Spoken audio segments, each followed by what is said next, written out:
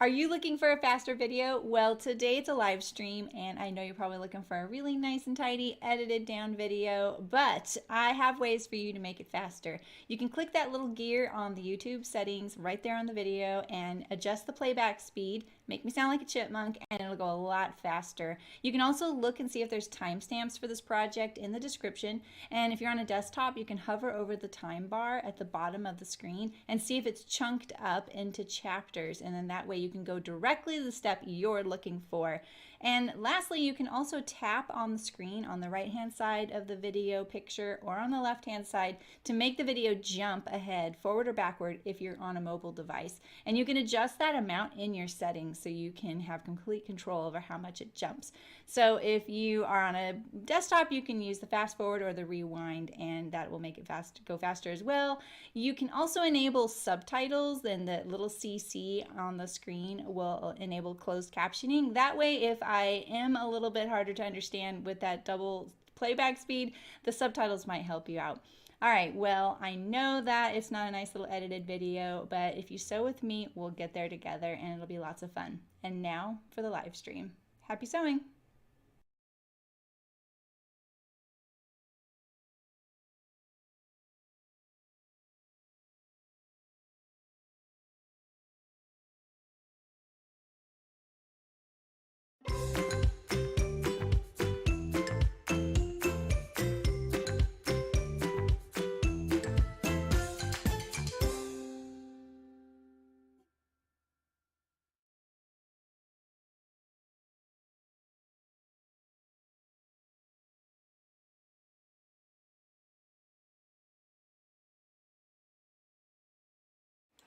Hello, good morning, good afternoon, good evening.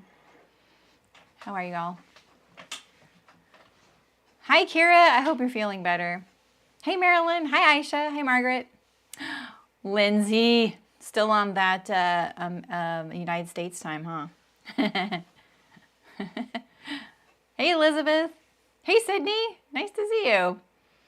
Are you just like basking in the afterglow of your kitchen? Hey, Christina. Yeah, you need to like change the window size, Christina. Pretty sure. Like if you make the video larger, I think that pushes it to the right. I know, that's really annoying when it's below. Hey, Sandra. Hey, Anna. Hey, Shim. Hey, Delwyn. Hey, Rachel. Wow, it's so crazy because, you know, like as an ignorant American, I actually do know that there's lots of time zones in Australia and, you know, in New Zealand, but it's shocking sometimes how far apart you guys can be sometimes, just like here, right? I mean, it's really big. Hey, Maggie. Hey, Lee. Yeah, Sydney, just live in the kitchen. We live in the kitchen anyway, right? Yeah, you can pop out the chat, exactly. Hey, Michelle, look at all of you here. It's the whole gang. The whole sewing shebang. Let's move you here and you here. Oh, I have the wrong thread on. Silly me. Let me swap out my thread real quick here. Because we ain't stopping, right?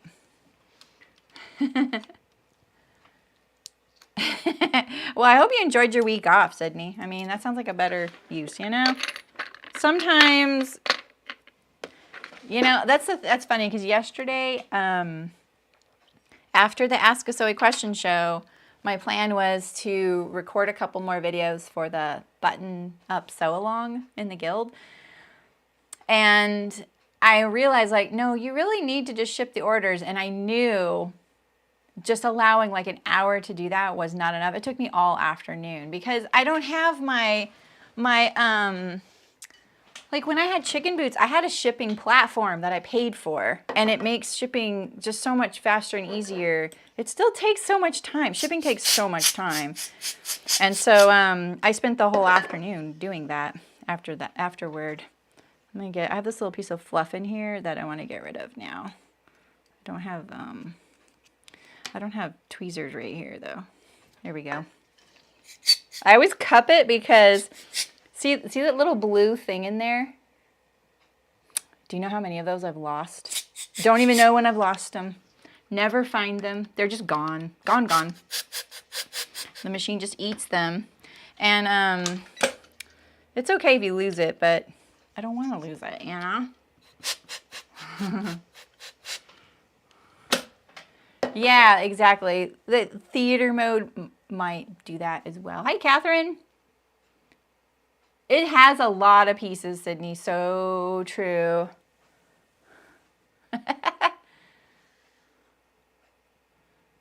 Yeah, it's just so much, exactly. Yeah, there you go. I know, I get that happening sometimes. Most of the time, I'm just watching like a live music channel. It's a tension spring. And so, I really feel like what it does is it keeps the bobbin gliding in the bobbin case nicely, rather than it like sitting flat against something and maybe causing drag. That's my own assumption. But like, I have a mechanic, he's so good, and I've learned so much from him. And he's so good that I actually let him just do things, like I just let him, I don't bug him, in other words. And, because I've had other mechanics that I felt almost on the verge of having to micromanage, you know, which was never really that, you know, wasn't confidence building, right? This guy is really good. In fact, I really regret not bugging him a little bit to learn a little bit more, but the longer it takes, I mean, I'm paying him by the hour, but at the same time, he has other people, and he's just like, he's a rare commodity, you know? So, but he taught me that if you lose that little tension spring, and if you buy a used machine, it probably will be gone, and that's okay. What he used to do is he would take a little piece of my bias binding, because it's everywhere here, and he would just cut a little square. This is not going to work. Maybe it'll work over here. He would cut a little square of it off and cut a little circle with a hole in the middle and push it at the bottom of my bobbin case, and that's it. So, yeah, there's only one way that it'll go in. Yeah. Hi, Amy. Hey, Justine. Right? Exactly, Sydney. Okay, what am I doing? I am changing my thread right now. Oh, I'm changing my needle too, because I finished a bunch of accordions yesterday. I think there's only 2 left on the site. So I had to, remember how I was like, everybody in the workshops has been watching me sew accordions and stuff for like the last month. And they're like, those are taking forever. I'm like, yeah, well, I'm only sewing them in workshop. And I had them all like 7/8 of the way. I had to do just the binding step. Well, I had to do all of them yesterday. They all sold except for 2. So I was like, oh, well, at least they got that far. I really didn't think they would, so. All right. Okay, we have, I literally just threaded my needle with the wrong thread. Yeah. Let's see, we're gonna put you here, and I'm looking for my thread. Sorry, guys. I thought I was all set up. I was like ready to go and everything. It's always like that, right? When you're ready, then you're late. I'm late. I get late anytime I'm ready. Hey, Terry, how's it going? Okay. So today we're going to be finishing the Mitchell trousers. I'm sewing the full leg view on the left, but the belt on the pair on the right. So the one on the right. And we're going to be doing the pleat that kind of creates that really cool effect that goes straight through the pocket. And then we're also going to be doing the fly and the waist facing and the hem, and that's about it, right? So these are probably going to finish up pretty quick. My only thing I'm worried about is that the fly zips on the opposite side of what I usually sew. So it's just like a mirror image of everything, and I'm a little concerned I'm gonna get confused.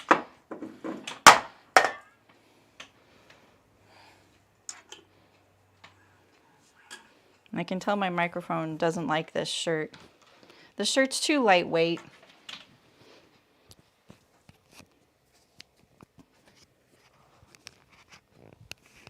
Does that work? Can you guys hear me okay there? That works way better for me. I'm hopefully that works for you guys. All right. We're ready.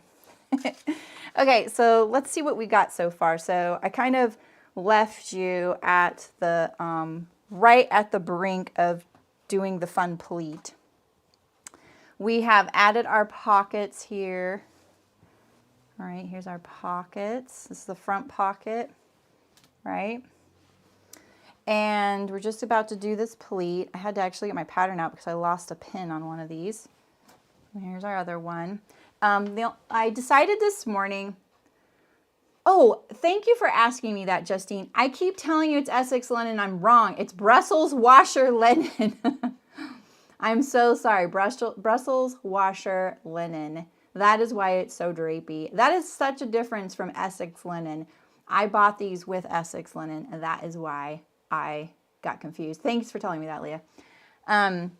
So Brussels washer linen. So I have a pair of pants where I use a zipper, like this kind of softer zipper.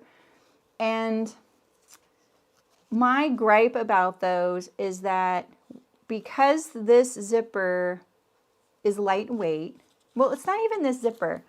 Let me think about this. What I don't like is that the fly, it kind of does a bubble like this. You ever have those kinds of things? Hi, Monica, welcome.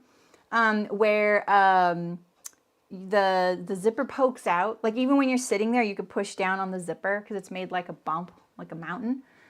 So that's kind of, whoa, my screen just flashed. Why'd that happen?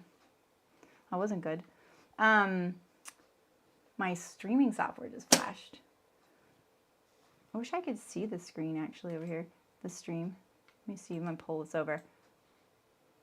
I wanna see this. Anyway, it's not like it's extra fabric. It's because that when I put the zipper in, I probably just gently pulled the center front opening, which stretches out that fabric, and it's not relaxed. And so the fabric is stretched on that zipper. And so this morning, that kind of popped into my head, and I know with this fabric, because it's the Brussels washer linen, I could easily do that. So this is not in the instructions, but I interfaced this front. I almost went past the seam, but I decided to try and just be really attentive to when I'm sewing this. The other thing I did was I interfaced the fly shield, the shield. So that is another thing I did differently. And I did this based on Elena's feedback because she just finished a pair of these and she felt like this is a little floppy. So I think that will be great because this is a pretty lightweight drapey fabric. So that is two things I've done this morning. So you weren't wrong. That's what I've been telling you. I've been saying that I'm doing Essex linen. So all right. So the first thing we're going to do is we're going to do this pleat. So let's do it. Oh, here's the backs, just in case you're getting caught up here. So here's the back. They have a little belt that's coming out of the dart there, and we did the welt pockets. The right side of the fabric shows to the inside of the pants. The reason they look super, super long is because it's a waist facing, and the waistband is built onto this pair of pants. Plus, there's 5/8 inch seam. So if you were to take that 5/8 inch off, and if you were to take the waistband off, that's what it would look like. That's pretty normal, right? So just so you know. Okay, let's do it. All right, so when I did my muslin of these, the prototype, I felt like I was careful when I sewed this pleat. And one pocket was different than the other. One hip was different than the other. So I'm going to try and be a little bit, I'm just going to check it out as I'm sewing it.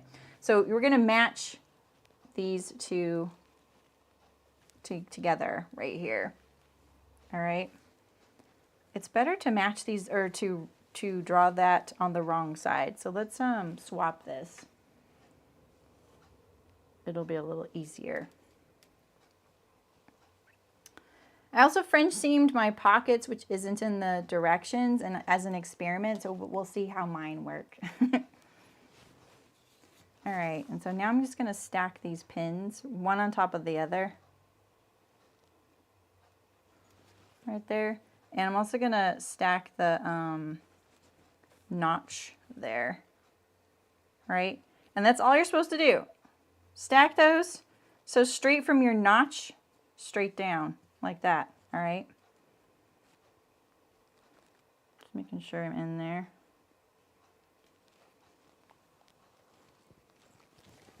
All right, and then let's look at this.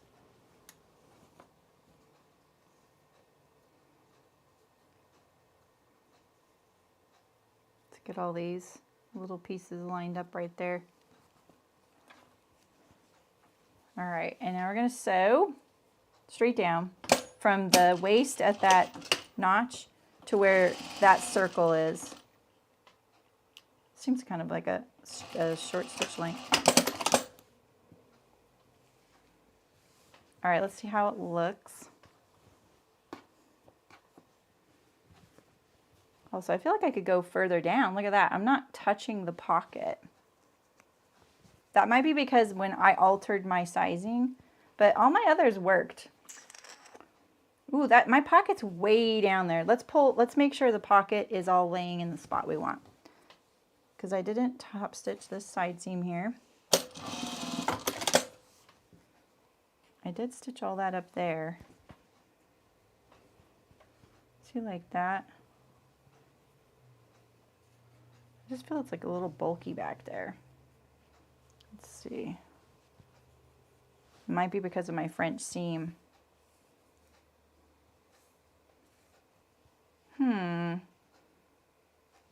I'm going to take it out.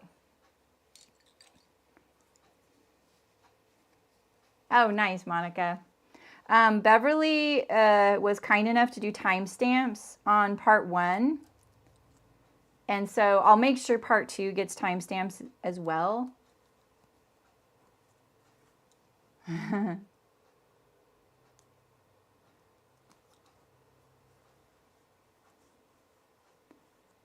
Question for the chat. Okay, wait, this little balloon is covering you guys up.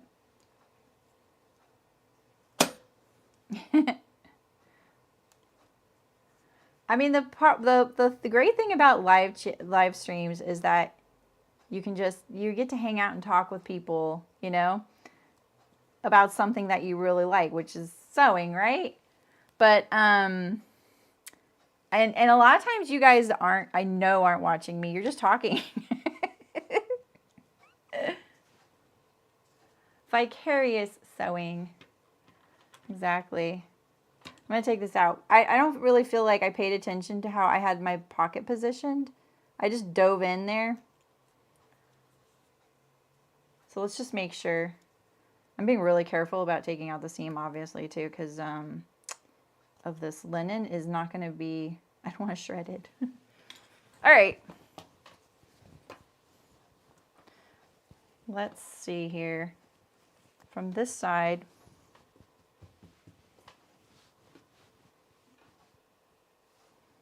Okay, so if we had this pocket like this, right? And then here is my,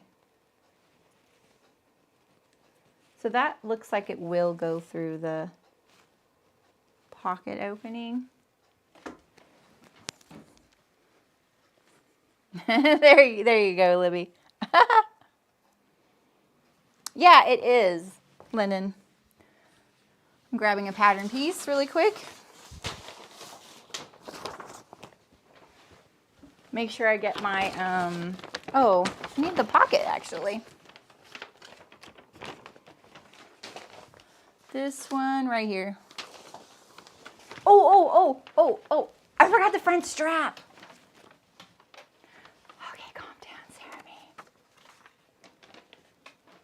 I forgot the front strap, you guys.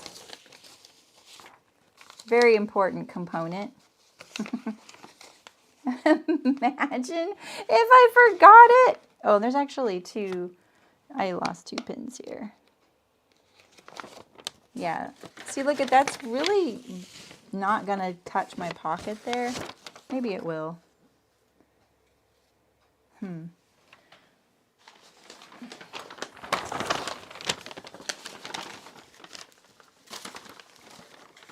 That's awesome, Monica. I'm glad.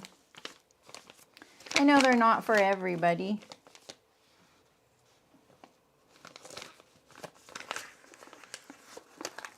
Yeah, exactly, Rachel.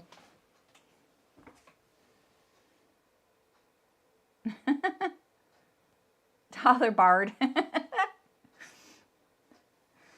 guess YouTube doesn't like that word. All right, we have our belt. Very important component. Totally leading you astray here by forgetting to put it in here. This guy here. And we're going to put this, I think it's on this piece right here. So let's pleat and bar tack. I love how my instructions to myself are pleat and bar tack. That's it. 3 words. Let me pull up my directions again. They're right here. Okay, so you're going to point the raw edge of your little belt toward the pant, right? So put the little D-rings towards the seam allowance.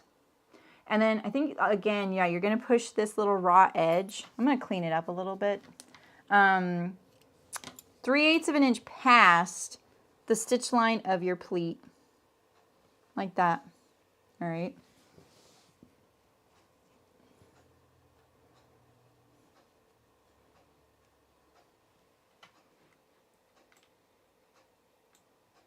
I'm going to pop out the chat myself, actually, so I can have the directions right here.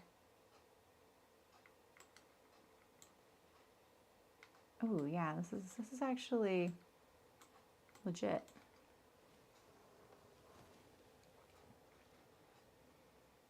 You haven't sewn any kind of linen? I sew a lot of linen, I think. This looks like it's going to sew the pocket closed. Oh, no, it stops before that. Remember, there's a waist facing, so there's a lot of extra fabric above the pocket. I'm trying to catch up with chat, but I think I'm just going to have, I'm just going to start sewing. Shem likes to use the chat to conduct his own personal polls. Get your own chat. No, I'm just teasing.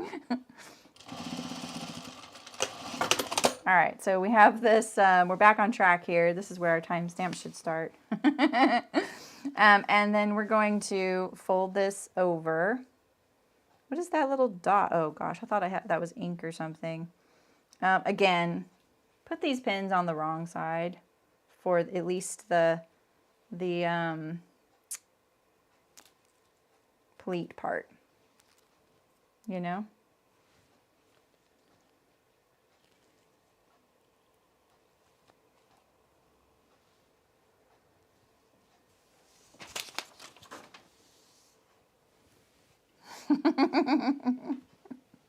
Where's the picking on Shem emote? Maybe we need to add one of those. Olive oils and hot takes. I got a little spicy in the Ask Us a Question show yesterday, as usual. I get a little riled up in those, you know. I'm opinionated. And I don't make any apologies for it. All right, so I'm going to pin that like that. This is one of those things where I'm fussing way more than I feel like is really necessary, but it's like I want to get it right, and so then I start fussing way too much, which makes it actually go awry. Do you know what I mean? Let's look at it. Look at that. That's what we're going for, but we do want to be sewing through this pocket a little bit, and mine is just not there, you know? So that's what I'm kind of testing out right now. So if I go, well, I think I can. Okay, let's do it. I'm going to go through the pocket a little bit.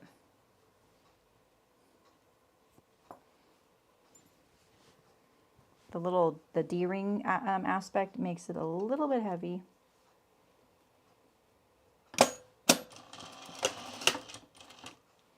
All right, so let's straighten a lot of this out and get it kind of lined up. I'm just feeling my belt, making sure it's kind of somewhat perpendicular, you know? All right, now where's my pocket opening? It's way down here.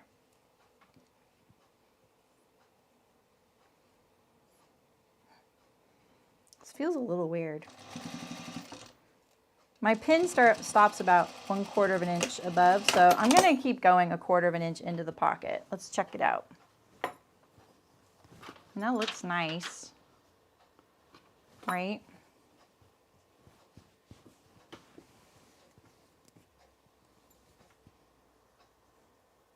I'm wondering how I would do this differently.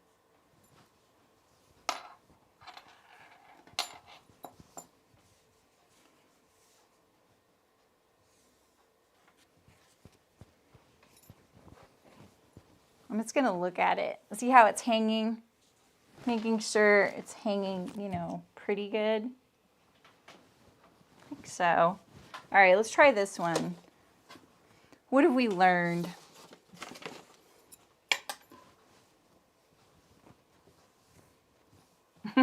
Yesterday was Friday, the morning one. They're every other time. They're at night at 4 p.m. my time. But they're recorded. Those are always recorded because it's a live stream.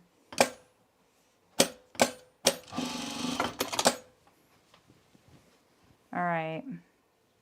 So look at where this one is. This one's like so much further over.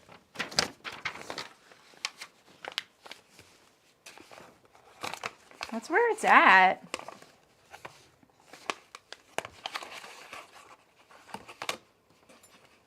Okay, D-rings go toward the side seam.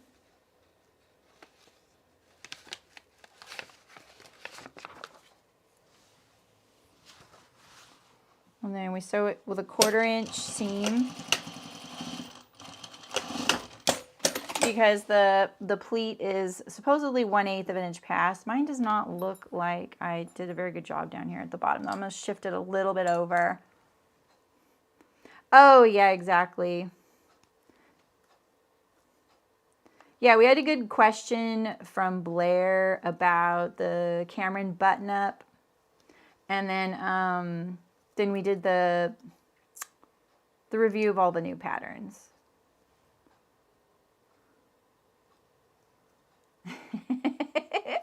It's in the guild if you're an apprentice member or above. It's a monthly show. And the idea behind it is that you can call in with a question live, or you can leave a voicemail and I play your voicemail. And then we've also added reviewing all new patterns that have come out. So this was all of October's patterns, or since the last show. And people just pin them to a Pinterest board, and then we just go through the Pinterest board. So it finally got me using Pinterest. Hey. And but what I like about this show is I'm a really big fan of radio, like live radio, anything audio. I'm just a big audio nerd, and that is where I will be more candid about my opinions. I mean, I'm never gonna lie or hide my opinions, but I'm also not gonna say something, you know, intentionally provocative, you know. But there I will, like, there was a pair of pants that came out, and it was only offered in XS, SML sizing, only lettered sizing, and I have a big beef with that. So, you know, stuff like that, like I'll actually say, don't buy those, you know. I hardly ever tell you not to buy anything, so. Yeah, those look good, Amy. Hey, Barbara. Okay, let me keep going here. We would like our notch on the bottom. I really am dragging this part out, aren't I? It's because like when I did that muslin, I really did like, one was funky. And I don't know why it was funky. I thought I did the same thing on both sides. So I want to make sure I'm paying attention this time. I do tend to be a little looser with a sample. But when it's something like this that I'm like, okay, I'm going to have to sew this eventually. So let's make sure we're getting this sewn. Like, let's practice, you know. I use it to practice, so. All right, so I'm just poking the pin in where that one is pinned. There, yep. And then I'm gonna line it up with the notch, and it's this notch here. I'm actually gonna pre-sew it again like this with the pin, just to check it and see. And again, it didn't go through the pocket. Maybe it's not supposed to. This also could be the way I graded it for the fit change too. So, all right, let's do it.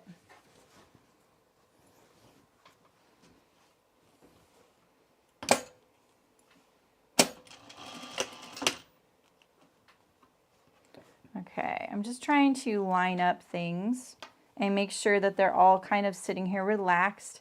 Looking at my belt, making sure the belt's kind of pulling straight out from this seam here.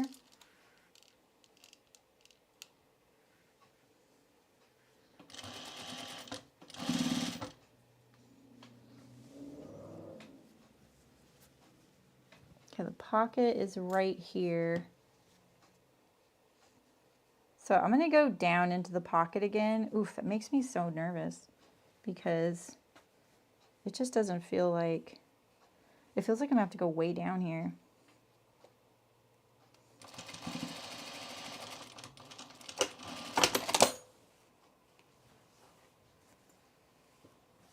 All right. Okay, so I'm gonna add a fake bar tack. Right, I think it's right here. Bar tack, pleat and bar tack, yeah. So I'm gonna bar tack this. And by bar tack, hi Terry, by bar tack, I just mean I'm going to sew across the top here to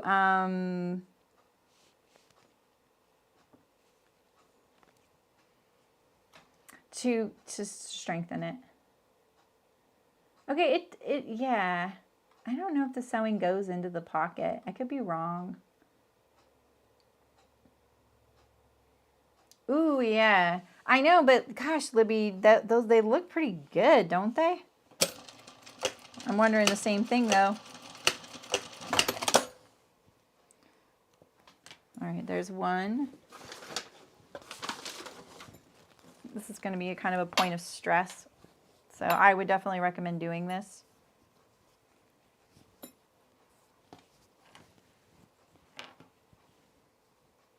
It's so bulky.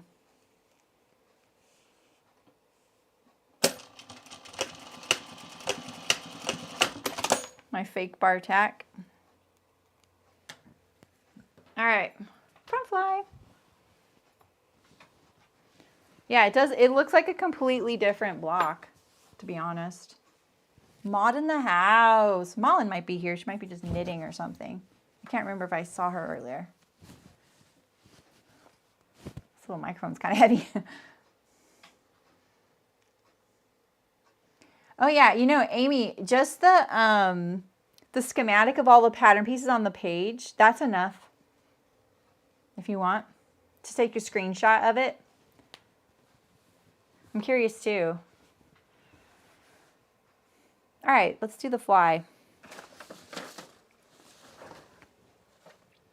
Let me get this piece out and this piece out, this.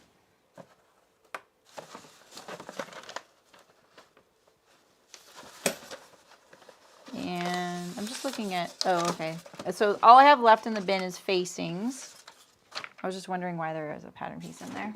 Thanks, Amy. Yeah, she is, Leah. All right. So like I said at the beginning, I decided to interface mine. My fabric is pretty floppy, so I feel like this will be a good way to stabilize it. And if you haven't noticed, because I didn't right off the bat, this fly gets stitched, like the whole fly curve is going to be on this side of the pant. Whereas I feel like it's really common now that a lot of people have kind of let that go and they're just putting the fly curve on this pant, the left leg. In fact, almost all jeans are sewn that way now.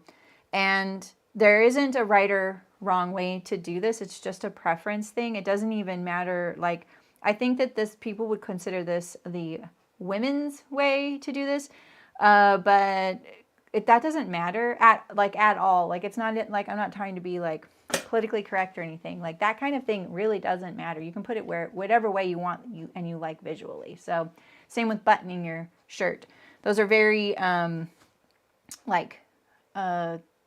antique ways to do up your clothes. Like, you know, someone else used to dress people and that's why it was like that. So you don't have to worry about it. All right, let's do the fly. So let's see. Let me get my fly instructions front and center here. I make myself a little cheat sheet. And when I speak in terms of right and left, I'm always speaking in terms of as if you're wearing the pants. So right now, this is the right leg and this is the left leg. Even though as we're looking at it, that's on my left and this is on my right, okay? So, and I will never I will never accidentally say the other thing. I may say something like, stitch this on your left, and that just means literally as you're looking at it, stitch it to your left. So if I say on the right leg, I mean the one as if you're wearing it, all right? Just want to make sure you understand that. When I do tutorials, I usually write on the fabric R and L, so it's really easy to keep track. I know this fabric doesn't have a right or wrong side, but this is going to be the wrong side. You're going to see my pocket lining, you're going to see interfacing. Same with the fly shield here. We don't need this right yet. So let's get to it. First thing we're going to do is we're going to finish the right leg fly right here, this curve, just right here. And you can drop your knife on your serger. You can use a zigzag as well. I don't like to drop my knife, so I'm just going to clip into my circle right now, okay?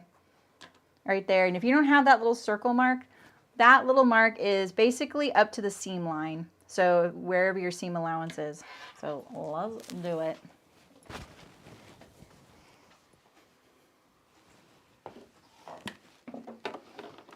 I'm using contrast. I'm using a contrast serger thread in this project.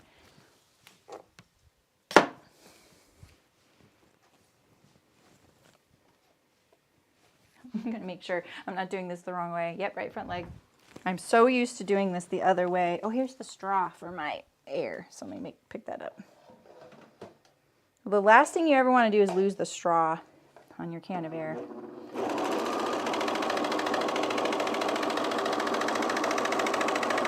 And so I'm going to fold my pant like this.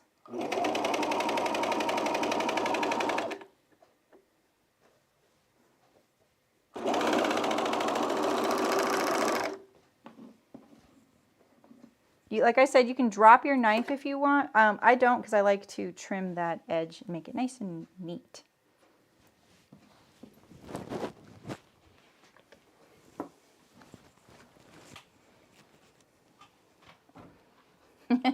Terry. Hey Jessica, how's it going?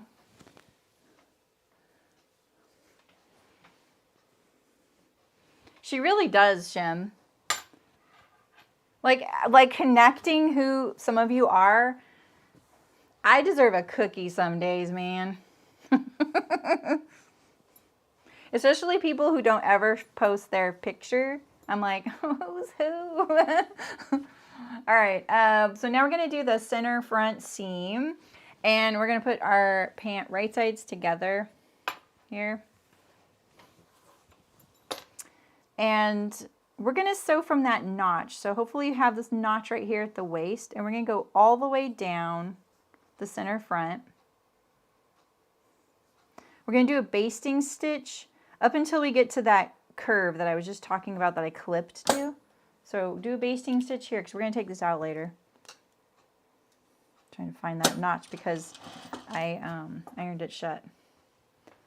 All right, I'm going to really try and keep my fabric nice and lightweight because I don't want to stretch out my center front.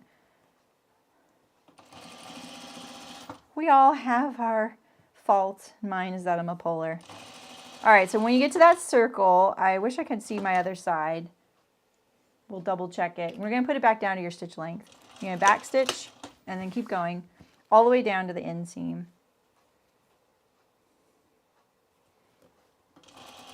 This is a 5/8 inch seam. It's massive. All right, flip it over. I'm going to see how I did with my curve. Okay, great. And that's fine because I kind of went shy of the clip. See that? So now we're going to clip it for reals. Do I have to? Yeah, I do actually. I'm going to clip it. And now we're going to finish this lower curve. Zigzag or... Hey, Alex, thanks for becoming a channel member. Enjoy your emotes.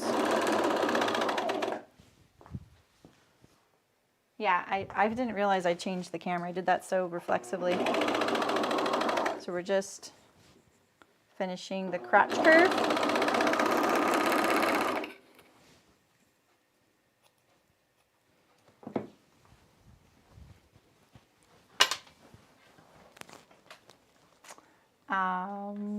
Here. Ooh, how many pea coats do you need? Oh, that's interesting, Christina. Yeah, you kind of start getting to know what your crotch curve looks like. Because sometimes I look at them and I'm like, oh, yeah, I can feel it. I can feel what it's gonna do. All right, where are we at here? Here we are. The D-rings really make these kind of unwieldy, you know? Okay, so here we go. We have our center front seam. We have a back stitch here. This is a basting stitch. We have our lower crotch curve is overlocked, and we have our right front pant is overlocked. The only reason you don't do this is because most of the time it's going to get trimmed down and get enclosed in a seam. Did you? Oh, you got to use the lurk emote then? Awesome. That little kitty hiding behind all the bolts of fabric. All right. Now we're going to press the center and front seam open. Oh, I should have trimmed that crotch seam to 3/8 of an inch, but we can do that when we're over there. I'm just making sure I'm doing this exactly how they're saying, just to make it, I didn't used to. I used to just do things however I wanted, but I feel like it's more helpful if I try and stick to the directions how they do it. And some of these things I just do without thinking. So, does anyone know how to see the emotes on an iPad? Is it a little happy face, Amy? So like on my iPhone, let me show you on my iPhone, because it might be the same.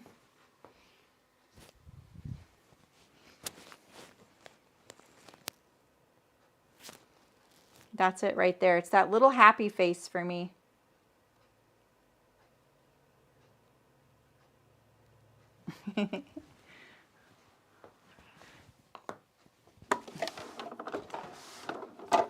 All right.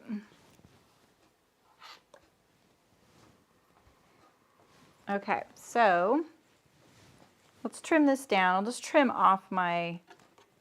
I'm not going to trim it down. I don't really need to do that. You can make yours smaller, but I'm fine with that. All right, let me iron it from this side, though.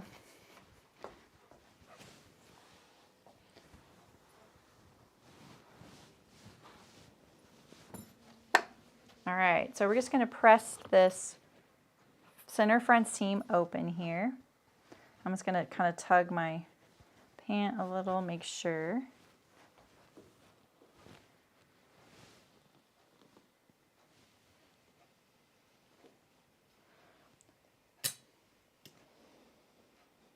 my fancy new iron.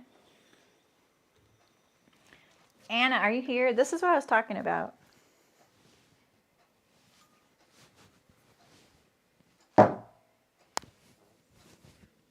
Oh, that's what it is, Amy. Yeah, you aren't. That's true. Your name isn't green.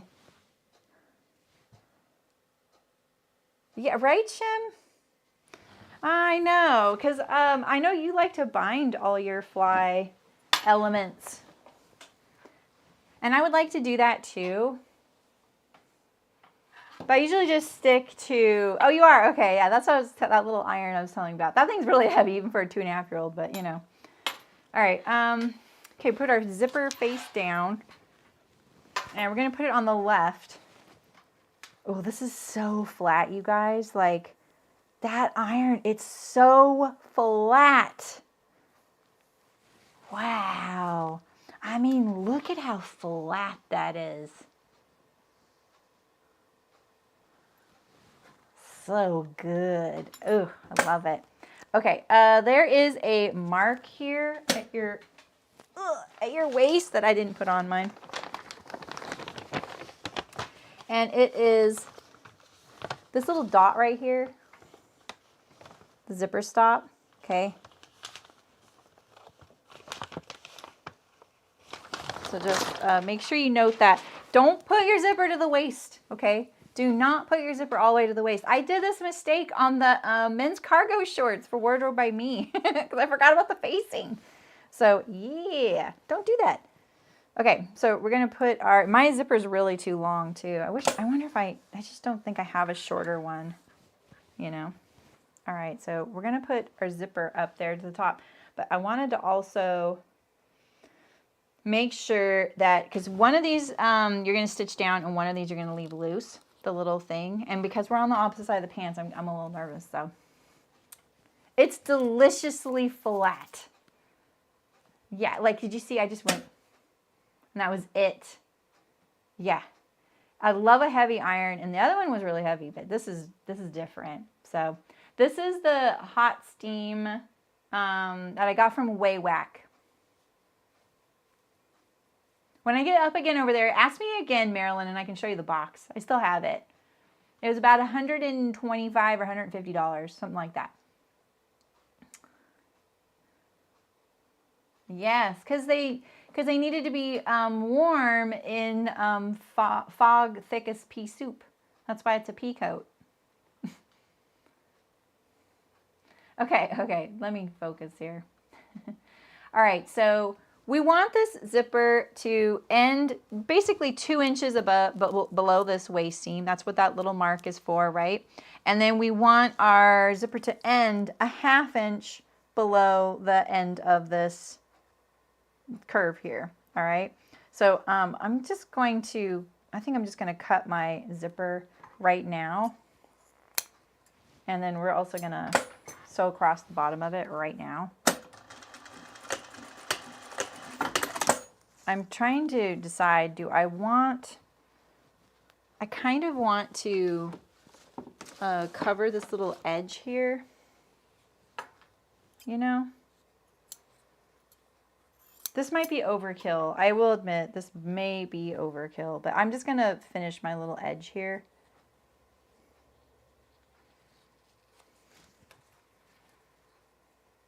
Probably overkill, okay. Yeah, I think so too, Shem. Hey, an iron, that's not distraction. What am I doing? This is like this.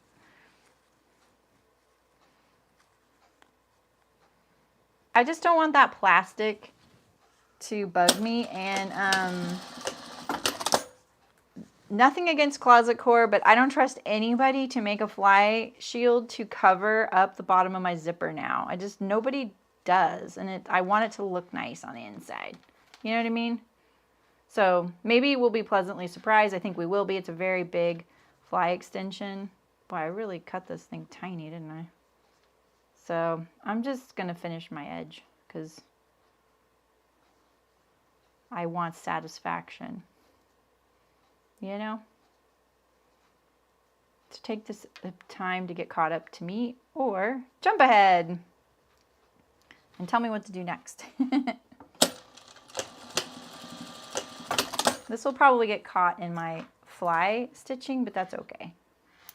All right, so I'm gonna put this face down, left side. You're gonna line up this tape to the center front seam there, like this, all right? And then we're gonna sew it only to this fly piece here, but I'm just making sure everything is really cool right now. Oh, I could have made that shorter. I really could have made this shorter. You know? You know?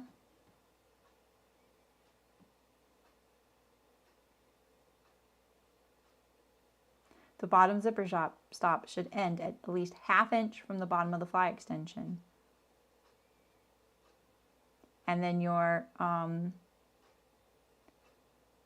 zipper top lines up to that mark right there. Yeah, so let's cut that off. Hey, Eliza. How's it going? Nice to see you. Where'd the binding go? Oh, it's right here.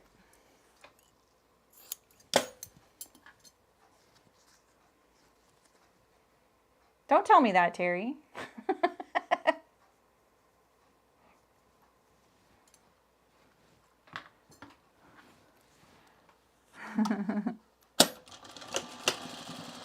I think they're talking about the iron I just bought. I did Pilates this morning, and I picked the wrong Pilates. I used to do Pilates every day. Before I had my daughter, I did them every single day. Just roll out of bed, do the Pilates, right? I wasn't technically doing them like perfectly accurately, and I learned this later on because when I took this job, this was way before my daughter, I signed up for a legit Pilates class, and I was like, oh yeah, these are a lot harder than I've been doing them, right? And then, I got pregnant with my baby, and I had my baby, and then I just never got back into Pilates. I kept trying, and I just never got back into it. So I do them on the Daily Burn app. The gal is amazing. Her form is incredible.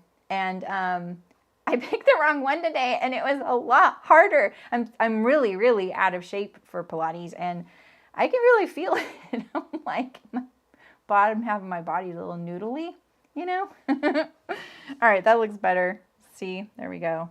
We're still really close though, but I'll take it. All right. So we're going to stitch this down. So pick this up. So put your zipper tape right to that center front seam, and we're going to just pick this up. I got my interfacing kind of sticking there, but let's see. All right. All right. You should position this upside down. It'll just save you a little bit. And then we're going to stitch it on the side of the zipper towards the curve, fly curve, okay? Change to a zipper foot if you need to.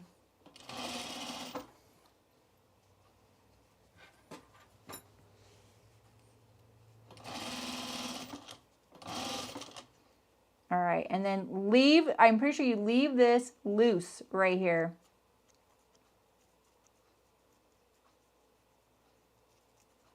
It's this one you leave loose, right? It shows it that way. So we're going to just stop right at the top where the stop is. Like that, okay? All right. Yep, so left side of zipper to fly and leave it free. Okay. I have a needle holding this on here. All right, and so now I'm going to turn my page. Okay. No, I lost my needle in the crack. Dang it. Oh, no, I didn't. Here it is. Okay. The needle's very strong, you know. Okay. This is great that these are upside down right now. Leave them like that because now we're just going to flop this. Let me zip this up. We're just going to flop this over like this. I can trim my, and then we can kind of pick this up like this. oh wait, this is where I'm going to get tied. You're going to do this. You're going to pick this up. I'm sorry. I'm used to this being on the other side of the pants. It's really throwing me off. All right, so I think we're going to pick this up like this. Pick up the zipper like this, then flop it over. All right, just fold it down. See how that is folded like that?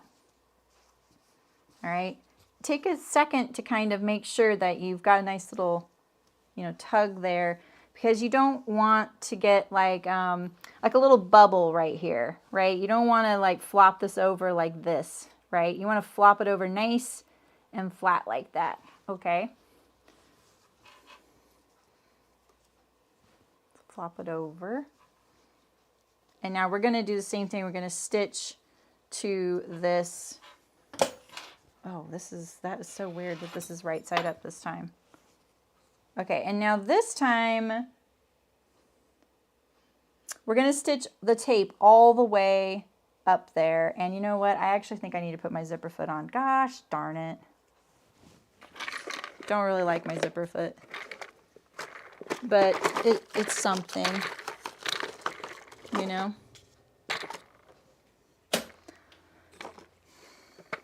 Oh, here it is. I got an invisible zipper foot. I haven't played with it yet, but I got one.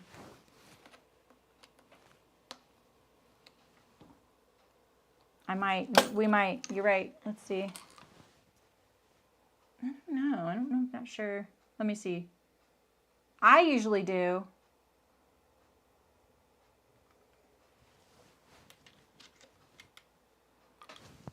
I feel like I'm failing on this.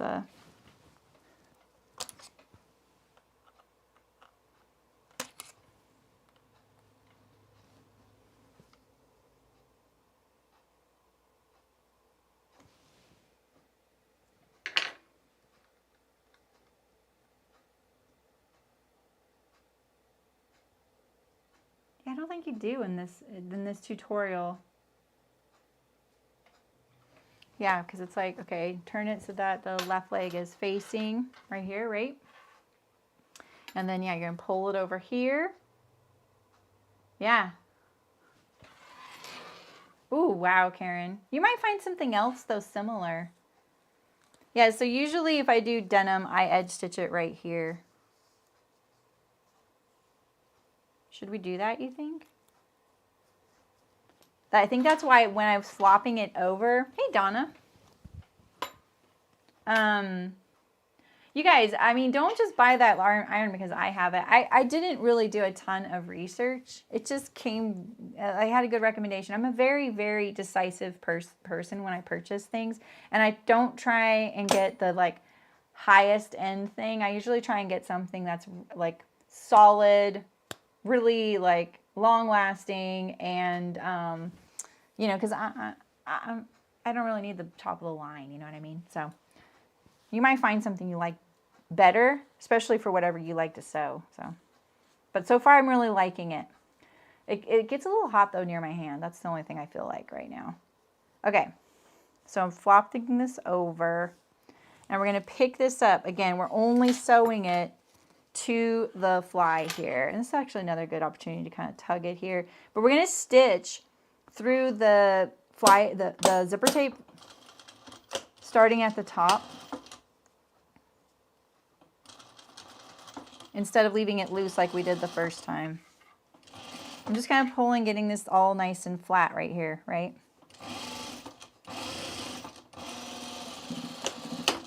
I did not calculate my zipper length very well. I'm going to do 2. I don't know why I didn't just back stitch there, because I'm a chronic not back stitcher. Okay, I'm going to trim my threads here. That gray really blends in well. All right. All right, so now we're going to, I think, top stitch our fly. So let's turn this to the right side.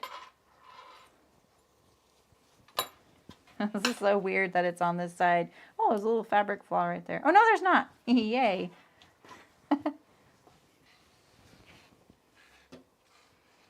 I didn't push the tape to the 1/4 inch to the fly. I pushed it as far as it would go.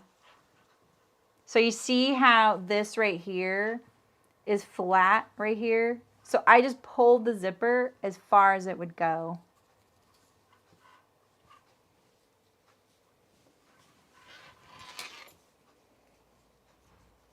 How's it going, Donna? All right, we're gonna now do the fly curve.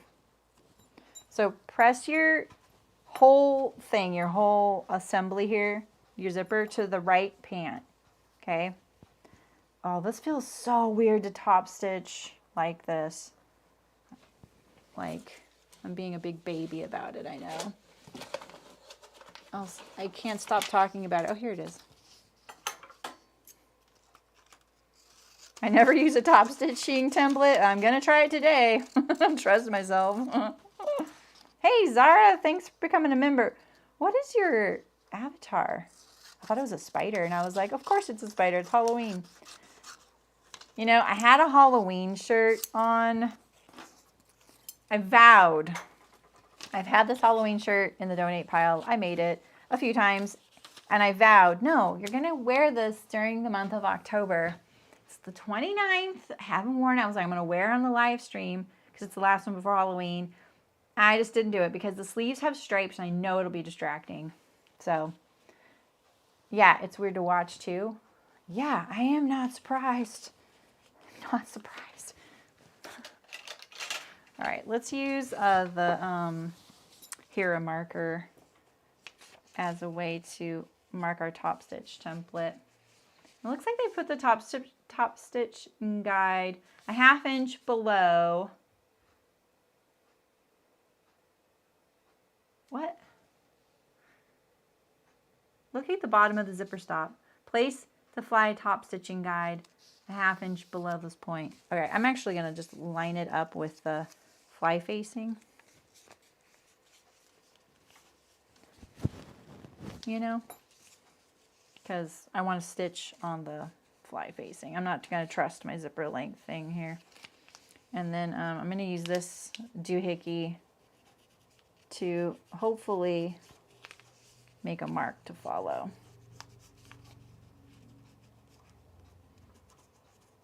Something like that.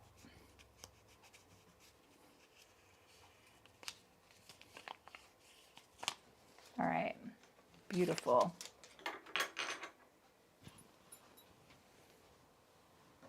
It's just as weird that it's on the other side of the pant, you know? And I don't like that the fly, when you turn it back, is short.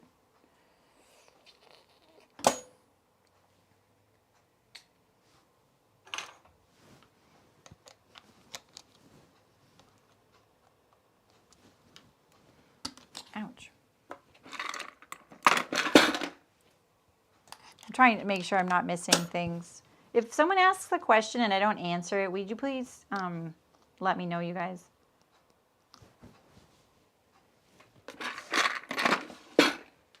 All right. So I'm just trying to get this kind of relaxed. And we're just going to top stitch this now in my top stitching guide there. That marker just like, it kind of just creates a dent in the fabric.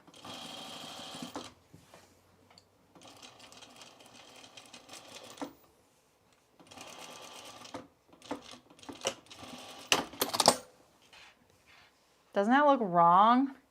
Oh man. All right, we're gonna remove the basting now. Let's see how it looks on this side. Yeah, not bad. Right there.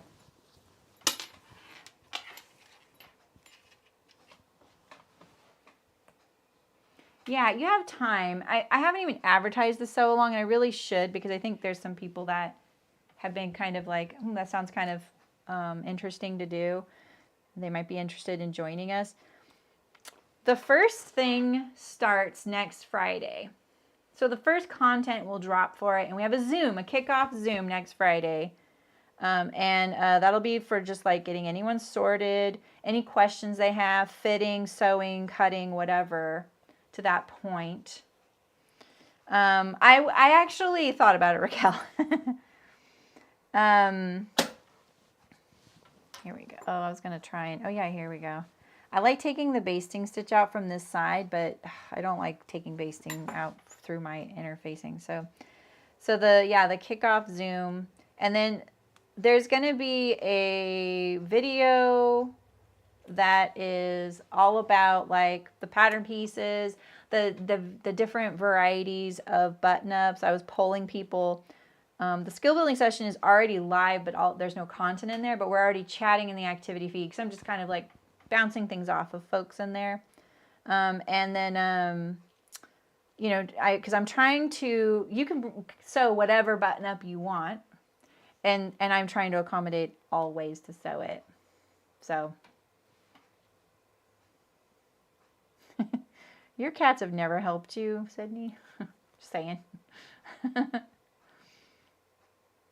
Yeah, like someone asked, you know, I want to know what the ideal cuff size is. Cuffs are always too big for me. And so I put that in the intro video, like, okay, this is how you figure out your ideal cuff size. Because there is actually a standard way to do this. And I agree. I think cuffs are crazy weird when it comes to sewing patterns. I don't know why there's so much variety, because there really doesn't need to be. Like, there's an actual formula for it. So, and if you're just doing custom, I know I have the perfect formula, and it's very easy. And I even alter mine because mine was like 2.5 inches too big. So, all right, I'm just taking out all of this basting stitch here.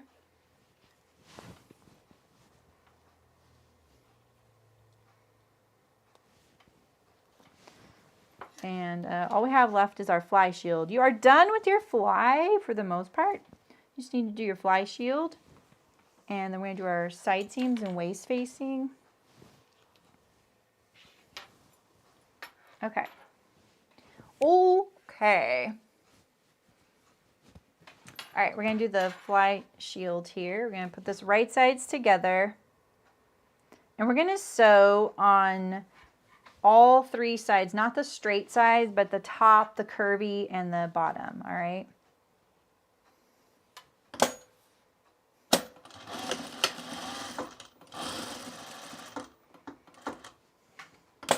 Oh, it's your 2 youngest cats. Oh, those are cats. They look like a little tangle of, like a little spider or an octopus. It's kind of cute. Shem, that's funny. Yeah, right, Aisha? Yeah, all of mine are adjusted. Yeah, it's a good question. I'm going to try and accommodate the hidden placket idea too. Do I want to trim down the seam allowance here? I don't know. I might. I'm just trimming away the corners right now. Let's see what I think.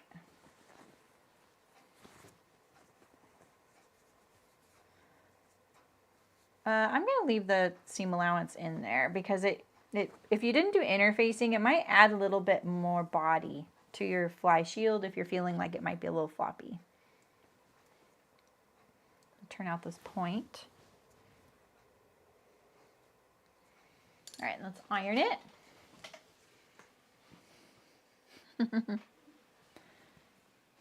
Ooh, needle cord, wow. Yeah, I realized like I made my list the other day when I was doing like the more detailed planning. So I'm sewing one for the videos. I'm sewing 2 for the videos, I think, because I'm gonna do one like with all the options. You know, I'm trying to cover all the options. So I'm gonna be cutting and sewing 2 for the videos that you'll get. And then I'll be sewing one along with you during the month. Look at how flat that is, people. I didn't even steam it. Let's steam it. Look at how nice that is. Hubba hubba. I mean, I tell you, it is like, ta-da! So nice.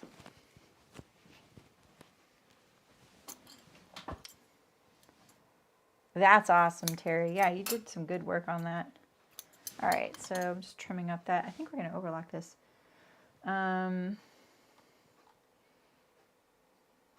Oh, we get to top stitch it. I wish instructions were bulleted, but bulleted with a few words. It does say to trim the seam allowance down to 1/4 inch, and I did not. Trim seam allowance and clip the curve, turn right side out, and press top stitch 1/8 of an inch. All right.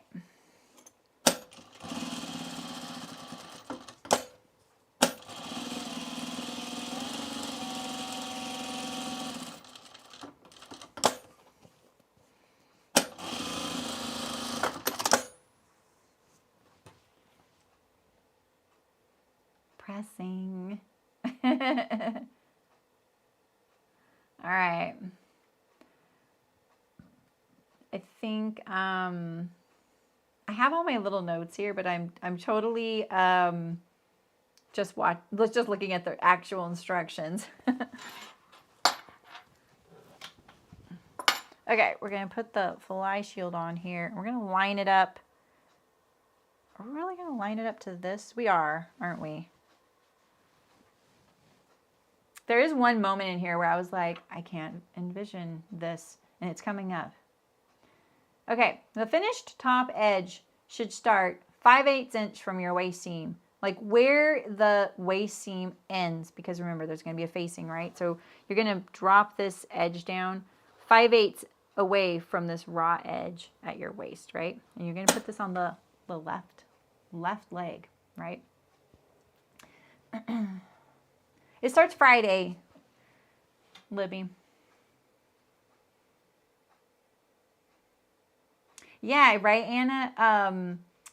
Who else has that? Oh, Friday Pattern Company does that too. I do that in mine too, like when I have the few patterns I've put out. Okay. Stitch steels, okay, at 5/8. Trim is needed to finish the edge of serge. Okay. Open the zipper. This is right here where, okay. All right, so we're going to sew this at like a 5/8 inch seam here, right?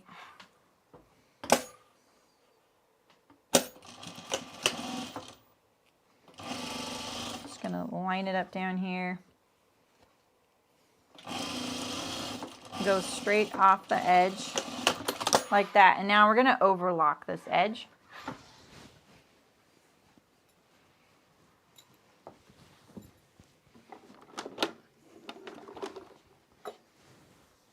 It smells like ramen. We had really good ramen last night, and it smells like that. Oh, I wish I would have done this the other direction. Oh well.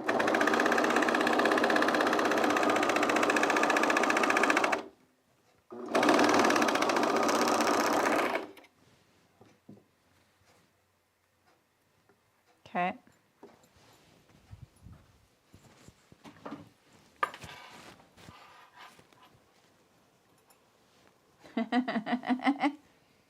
Is that for me? Ooh, I love the... I mean, who needs binding, Shen, when you got like contrast overlocking, right? Okay, so now I'm gonna tack my little serger tail in here. Let go. This would actually be a really good one to use a needle and thread it into the seam allowance here, you know? But I'm not going to make you watch me thread a needle with a serger tail. We might be here for an hour, you know? Okay. All right, so this is the one I was like, all right, there better be a place to do what they're saying to do. Because they say now to tuck in this little loose edge of your zipper into this seam here. Yeah, this is kind of a clunky way to go about this.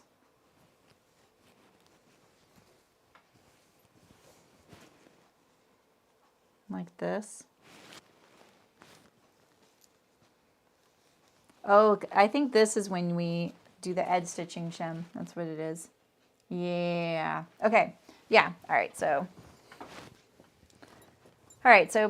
put your pant right side up and then open up peel back your fly here. And remember this one right here we left loose, right? We didn't stitch it down. So you're going to try and tuck this in the best you can.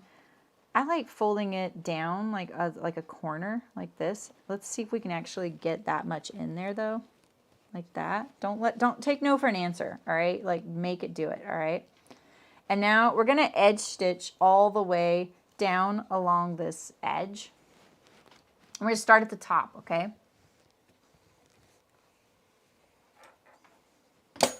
You would like me to do that, Shem? My old serger was designed for that. You're going to go down as far as you can. You don't want that happening. Where'd you come from? I'm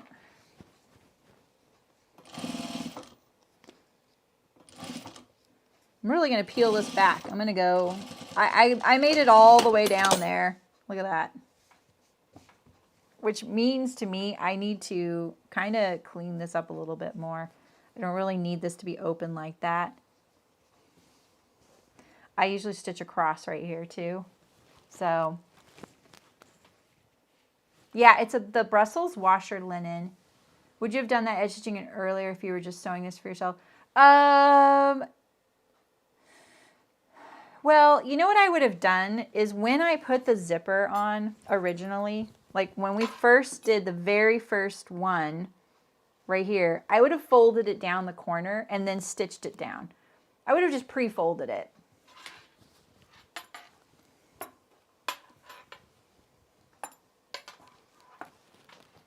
Oh, yeah. I mean, when I did that serger thing in the guild, I threaded my serger with different colors, which was really helpful. Oh, that's really cool, Monica. I love that. That's like your signature. I love that. I feel like I'm missing some things here. Yeah, right, Anna? Exactly.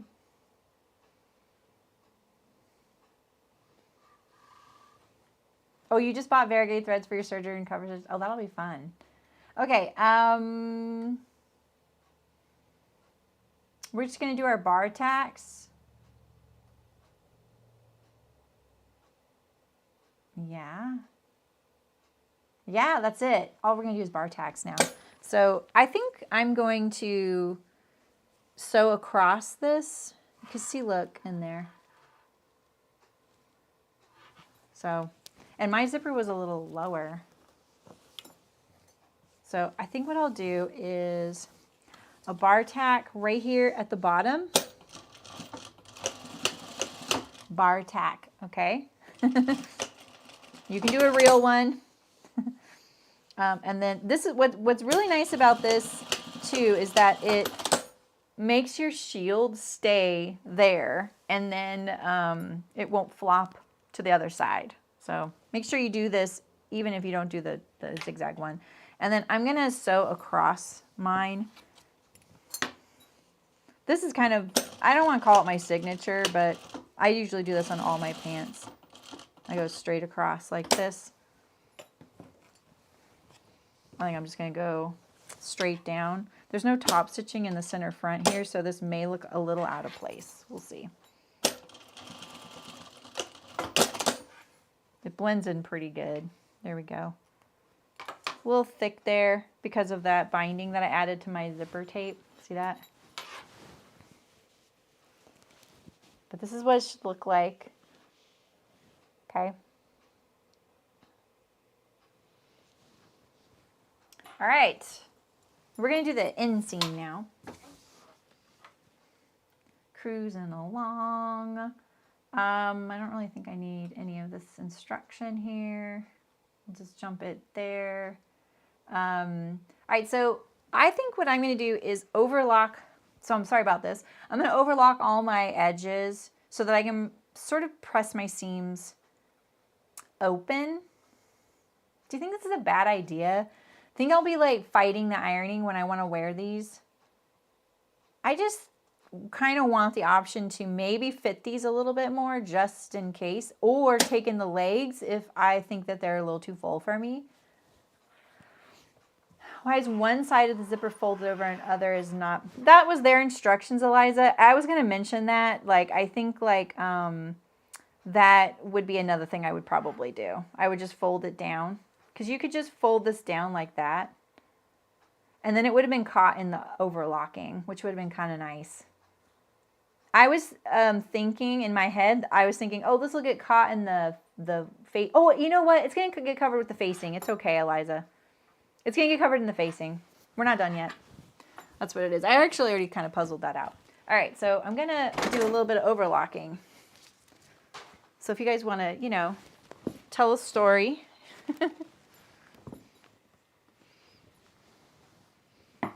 These are, like, I know I kind of dragged out the sewing of these, but they went together pretty quick.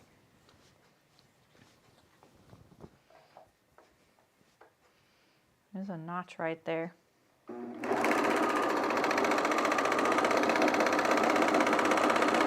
I calibrated my serger to be really good on one layer of this linen too.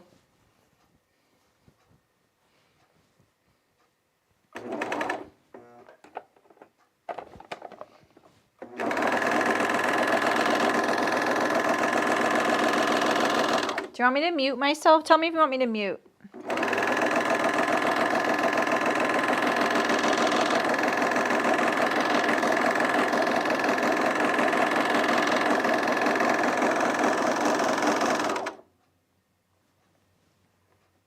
Was this?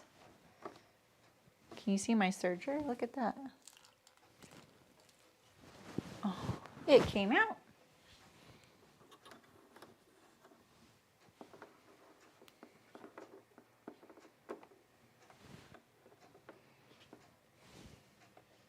I don't appreciate that one bit.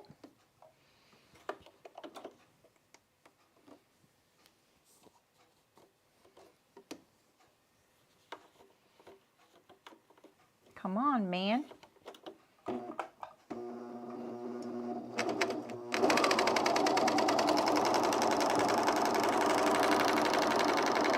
Make an extra long tail. I don't know what that was about.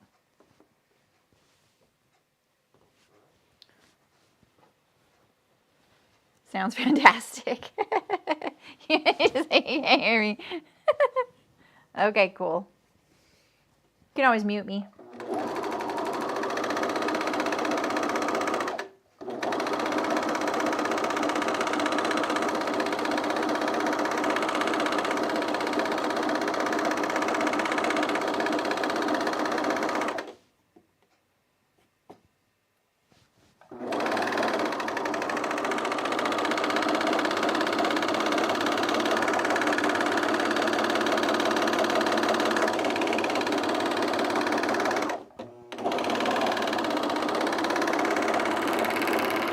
For anyone new here, I just want you to know this is probably the very first time I've ever overlocked the inseam and outseam of a pair of pants.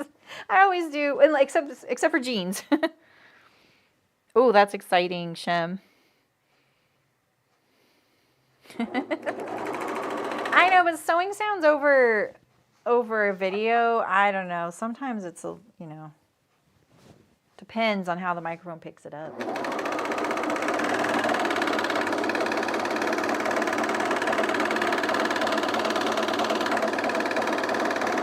So that notch right there, that's the knee, and I'm gonna pull apart the notch like this so I can see it.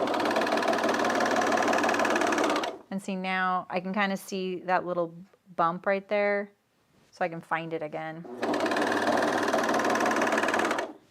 What's this point? Gotta be kidding me. All right, so when you get to your, oh, this is my back. All right, so I'm gonna press my seam toward me on the back because the crotch seam is gonna be pressed the other way when we get there, like this. So basically I'm pressing the back, the center back rise seam towards the back left.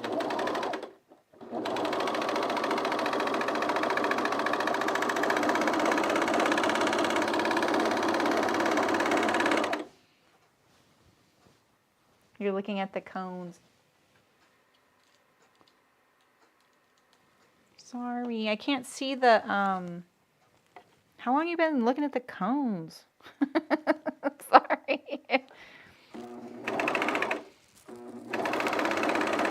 All right, so here's that notch in the knee again. So I pull it apart like this as I go over it with the serger. And see, then now, it always creates this little like loopy thing there, and then I can see the notch.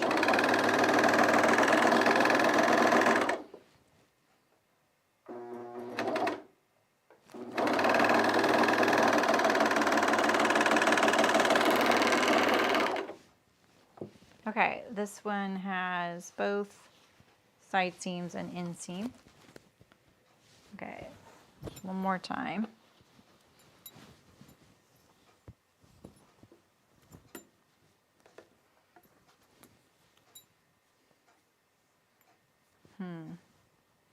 Kind of far away from that pocket there.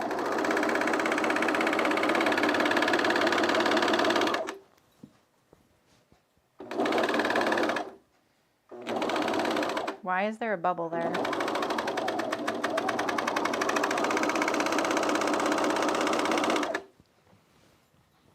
How often do I change my serger needles? It depends on what I'm sewing, but in general, I don't use my serger a whole lot. So if I'm doing a lot of wovens, I'll change it after like 3 or 4 garments because I don't usually serge this much. I usually just serge little pieces.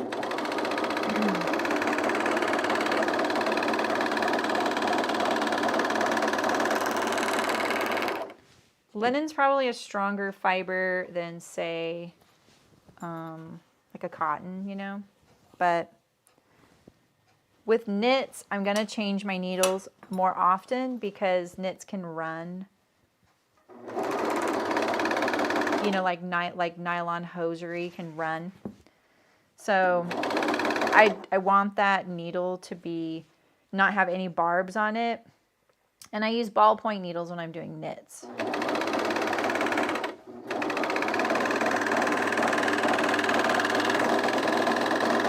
Okay, so here's one of those notches again. So I pull it apart.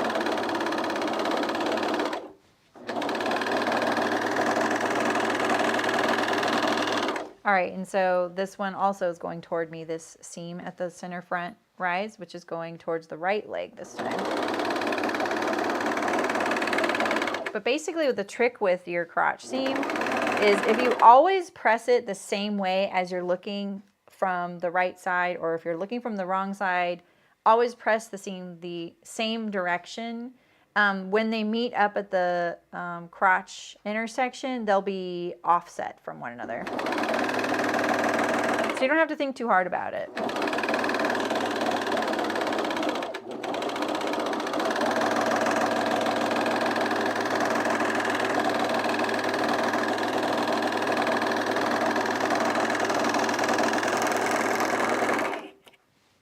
One more. My old machine was very specific on the needles. It was like the needle system ELX705 or something like that. This takes regular domestic machine needles.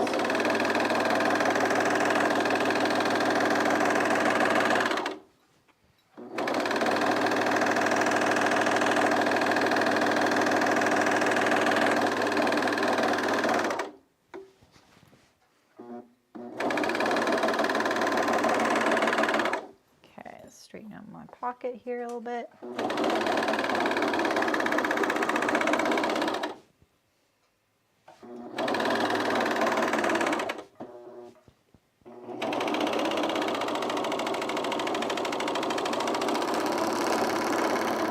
Whew, we made it.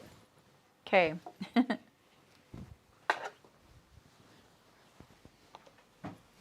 That's also, I can just straight stitch my seams, which is really rare that I do that.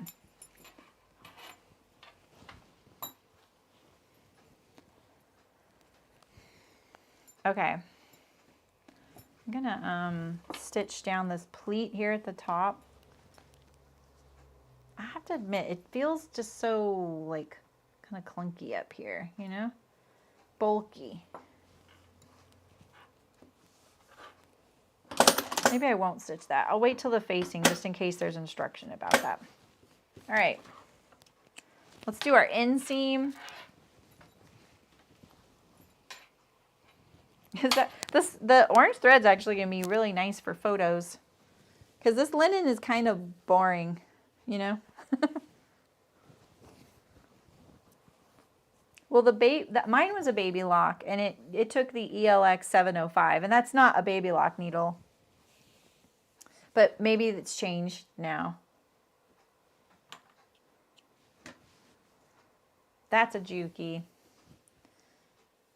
All right, so I just kind of want to make sure my serger is not pulling up on the seam allowance, because it looks a little bit like it is, you know? So I'm just kind of sliding it down. Scientific, right? I'm just kind of, see how it's kind of drawing it in a little bit? I can feel it like releasing too. So I'm going to do this side now. See it? See that little ruffle right there?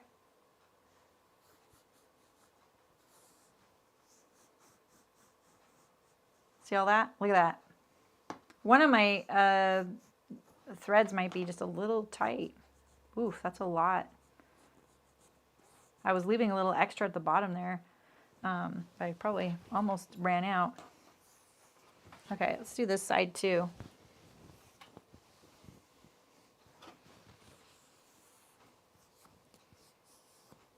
Oh, I would definitely use whatever needles they recommend. Because needles are so subtle.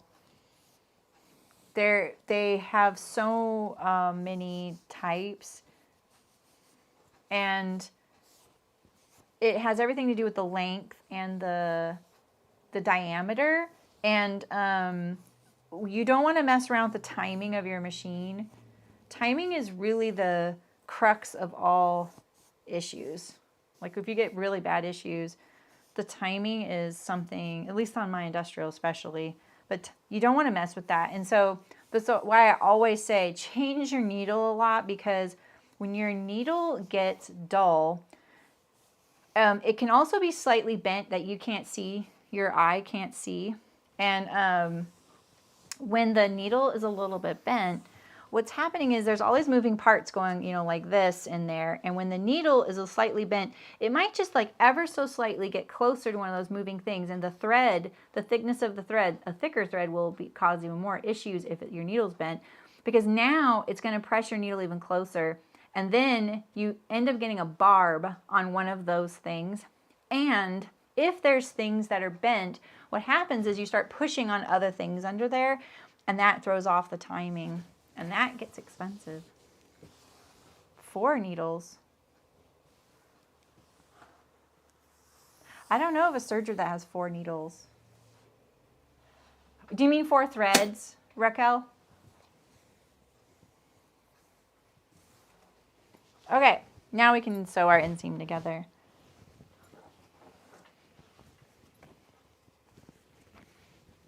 Yeah, Alex, I would just go with it. The thing you should never skimp on is changing your rotary knife and changing your needle. And they're not cheap, either one of those. I understand that. But the repairs and hand therapy are really expensive. Sorry, 2 needles. You need 2 needles on a serger. There isn't a serger without 2 needles. There is a difference with like how many cones of thread. So you can have a 5 thread or 4 thread or 3 thread. Those are the serger options. And a 3 thread is going to give you only an overcast edge. something similar to this, just a little simpler looking, all right? A 4 thread can be just the overcast edge like this, or it can be just the overcast edge plus a seam. Mine has the seam with it. A 5 thread gives you the opportunity to have the seam and then the overcast edge separate. So you'd have your seam. Your seam would be like what I'm doing right now, and it would be like 1/8 of an inch away about from the overlocking edge. That's a more, it's a nicer overlock machine because it has the safety stitch. That's called the safety stitch. And that's going to be a chain stitch. So if you pop it on underneath of the right thread, you can undo the whole thing like that. Where you can't do that on the overcast thread as much as people think you can. You can some of them you can, but most of them you can't. You can only do like a 2-part way to do that, right? So my old baby lock had the option to do all of those. My new Juki is only a 4 thread, but it does the safety stitch included with the overcast. So I could have sewed this seam with the serger and it would have been fine. If you were to try to sew the seam with just a 3 thread or a 4 thread without the safety stitch built in, when you open the seam, you would be able to pull apart and see the threads there. I'm sure you've seen that before, even if your machine is supposed to do the safety and it didn't, like the tension was a little bit off, and then you're like, oh shoot, I didn't realize that one tension disc wasn't seated properly, and now my seam looks like it's pulling apart. That's what happens there. When people ask what I recommend for sergers, I say try for a 4 thread minimum that has this built-in safety stitch. If you can afford to get the 5 thread with the safety stitch that's kind of separate, that's kind of the icing on the cake. It looks really professional. It's really nice, and then you can have a wider seam allowance, which is really nice. Because this is the seam allowance that I'm going to be left with on anything. And that's a pretty small seam allowance. Like say you wanted to overlock a shirt, a woven shirt. It's not really customary to leave yourself with a seam allowance this, like your seam is this wide inside an overlock shirt. That's kind of like, for lack of a better term, that's budget ready to wear, right? So, I don't know how much further you want me to go about this, but all right. So for this inseam, you're going to ease between the knees. So when you go from your hem, go up to that notch that I was telling you I leave like visible on my overlocking. And now you're going to ease between that notch and the center rise, and it won't be hard at all. You do not need to add an easing stitch. You won't even notice it. You're probably going to be like, there's no easing happening. Look at this. You can't even see it there. And that's because the back rise, or the inseam, back inseam, this right here, it has, this is the front we're looking at, but this is the back. It has a lot of bias in it. And so it just naturally gets kind of taken up with this.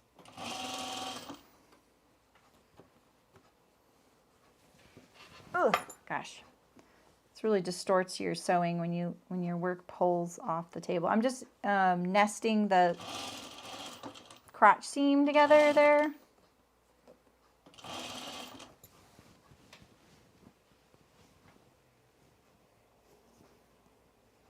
Oh yeah, Allison, exactly. I don't know, Eliza. When I did a trial, there's my notch right there. When I did a trial, I only took it out on the inner leg, and I kind of liked that. It depends on how much you're taking out. If you're taking out a lot, you might look at the cropped leg version, because it is narrower. It doesn't have the fullness. And depending on how tall you are, it's not that cropped. Like, I think Elena's 2 inches shorter than me, and it came to be a full length pant on her, and it did me as well. So her legs are probably longer than mine. So it's not that cropped. Okay, so that's my inseam. Do we want some ironing ASMR? And I'll, now iron that seam open. Okay, I'm going to do the same thing with the seam. See how I can tell This is the one I had that problem with. The thread came out of the tension disc. Do you see it? A little sloppy right there. Then I got it back on track right there. Bit unfortunate. That's what you see when that's why you see the thread when you pull apart the seams. Yeah, exactly. Yeah, and you know, a lot of times you can adjust that so that it doesn't happen, you know, like by tightening it all up. If you're doing baby clothes, you're doing a lot of baby clothes and you're sewing a lot of interlock and 1x1 rib and just really soft little knits and things, you can get away with a 3-thread serger. So, where do I get fabric for doing the test run?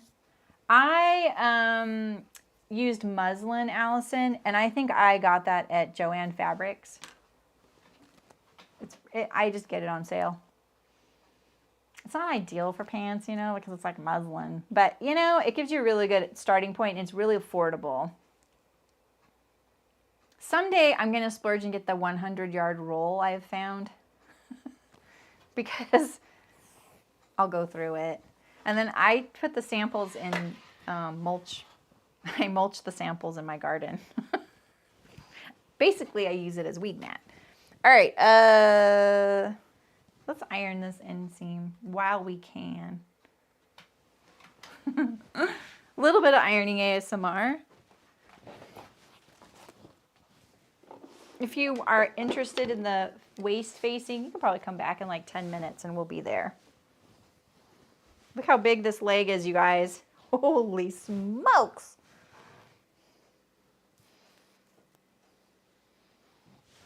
We're doing ironing ASMR today because we can.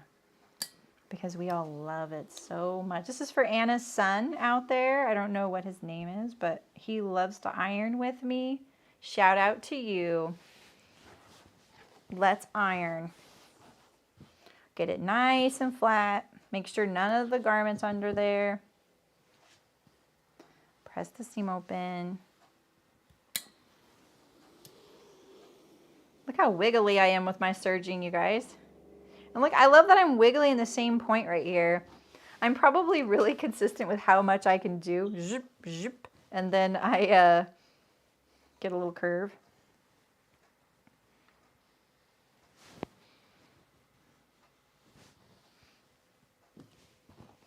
Wish I would have left a longer tail right here. See, again, I would like this to cover that, you know. Okay. Tricky little curve. Okay.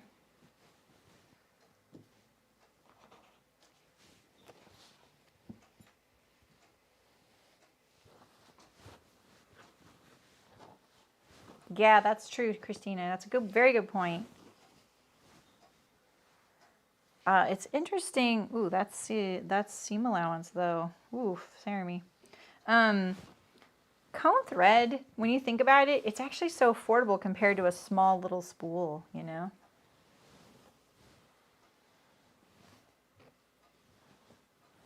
Aisha, I love it.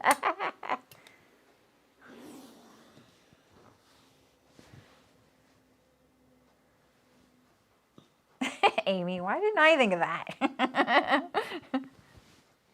Now you have. Okay. Okay.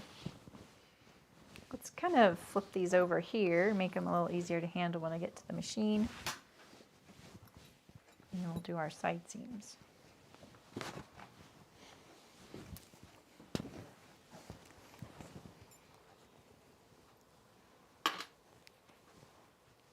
Right here, Christina. Yeah, I know. I'm not a big fan of that. This, I feel like, is why one of these days I'm going to revolutionize the way the fly is sewn, because this right here is a problem, and I really wish the fly shield could cover this, but a lot of times this gets into the curve of the pant, and you don't really want your fly shield going into a curve. But yeah, like why don't we bind this? Well, that would be too bulky. Or what if I made a little binding tail and then it could hook in there? Yeah, look at this. It's like, of course I tell you guys you can't pull a thread on serging because it'll come undone, and this one's doing, it is coming undone. I'm going to just hand tie it right now. Yeah, and then maybe I'll go back and finish this little edge here.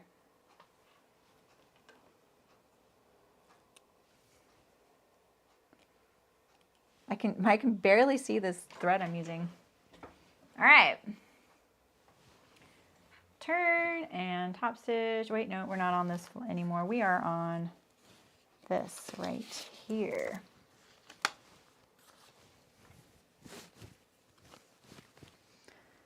Side seam, inseam, ease between the knees, stay stitch, waist, side seams and inseams. Okay, we're gonna do the side seams now. Yeah, it drives me nuts. Hey, Nancy. No, I still have the waist facing and the side seams. It's gonna take a while to decompose, Maggie. I think that you just probably made the whole chat groan because I love talking about my mulch mats I make with scrap fabric. They're all like, oh no. But I love it. Like I literally feel so much less guilt now. You guys do not know the sheer number of scraps I have generated over my life, you know, and I had a factory too. It was a lot of fabric, you know. And there's just only so much you can find homes for or quilt with, right? So I've developed this little thing where I do them a few different ways. One of the ways I do it is that I will take like bigger pieces of fabric that I just don't want, they're just not going to work out. Sometimes it's like like old bedding that I wouldn't use as a muslin, and you know, like not everything should be donated, you know, it's just not good enough to donate, right? Some bedding is one of those things. I will make like basically like pillows, and I make them either in like a pie shape with the tip of the pie cut off like a tree skirt. I make wedges, and then I fill up each wedge, and I just, the raw edges and everything, like I don't sew and turn them, they're not pretty or anything, and then I fill them with scraps. And then sometimes I will connect them to each other, but most of the time now I just leave them as like pillows laying on the ground. And I've surrounded all of our fruit trees, some little plants that were having some irrigation issues. It's made a massive impact on weed control and water retention for us. And they just look like they're just a part of our yard. And so I've even gone as far as creating fabric on spoon flower, really just as a way to be like, okay, if y'all don't like these, maybe I can make you like them like this. And I took photos of the ground in my yard and I printed fabric. Ooh, now would be such a good time to get more of that because it's 30% off at spoon flower till tomorrow. I didn't spend any time on the photos. I just took 4 photos, 4 different areas of my yard, printed out a yard of each. Voila. But those, what I do is I take the fabric and I take like the little decorative, like not decorative, the ones that are photograph of my lawn, like say it's a single layer of fabric. And now all I do is stitch scraps to it. I just sit there and stitch them, and I can do like a bunch in like an hour, right? And then it's just basically looks nice on one side. It's the photo of my ground. And on the other side, it's just all these like scraps that are sewn on. And I use all the bobbins that I don't want anymore. I use the weird colors of thread I'm not getting through. And then those I can cut into any shape I want. And I put them on top of my pots to prevent the squirrels. Because the squirrels were starting to eat all my succulents and things. So, but like if I have a lot, like Jessica's like, I have 2 big totes, that I make the big pillows and I put those in areas. Like the other day, I did this whole area of cactus that I recently weeded, and I am so sick and tired of weeding it. And we've found so many rattlesnakes in our yard this year that if I can just keep the weeds down, I won't have to weed it.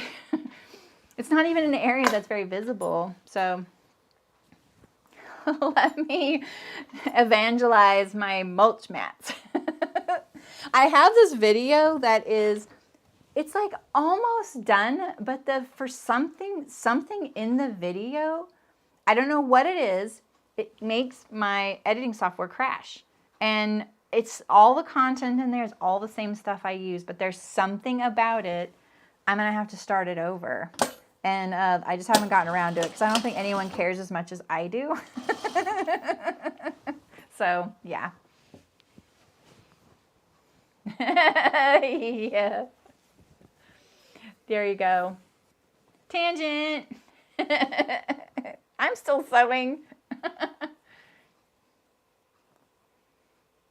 That's awesome, Aisha, yeah. I think so, because if they dig up underneath, they're not really going to get through it. It's too heavy. The only issue I've had is, these are the only two issues I've had, and they're both, one of them is out of my control. Once I accidentally, the wheel of the lawnmower caught one of them and sucked it under, and it just looked like my sewing room exploded right there. And I was like, oof, this is kind of a bummer.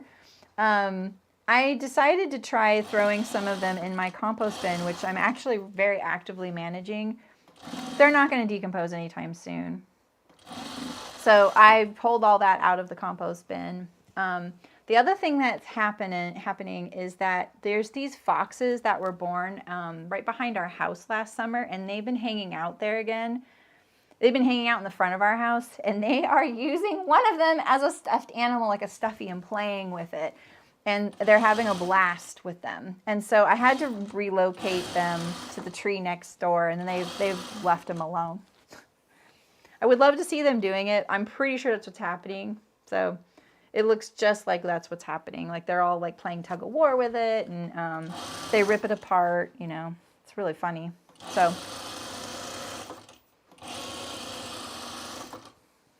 but like over time, like in my video, it shows like what they look like a year later, and they get a little dirty, and I think that's great because it kind of blends in with the ground better.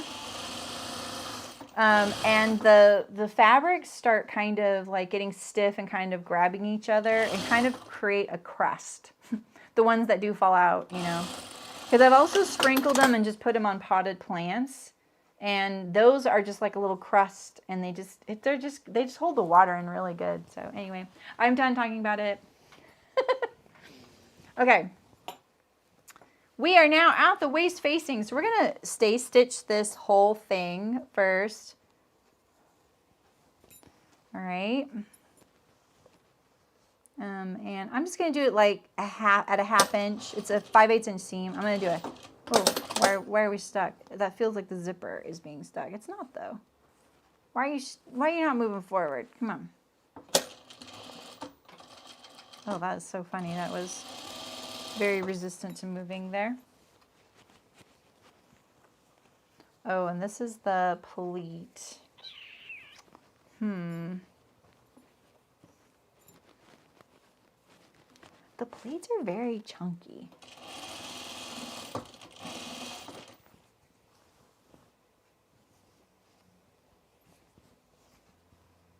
Yeah, but it doesn't look like that.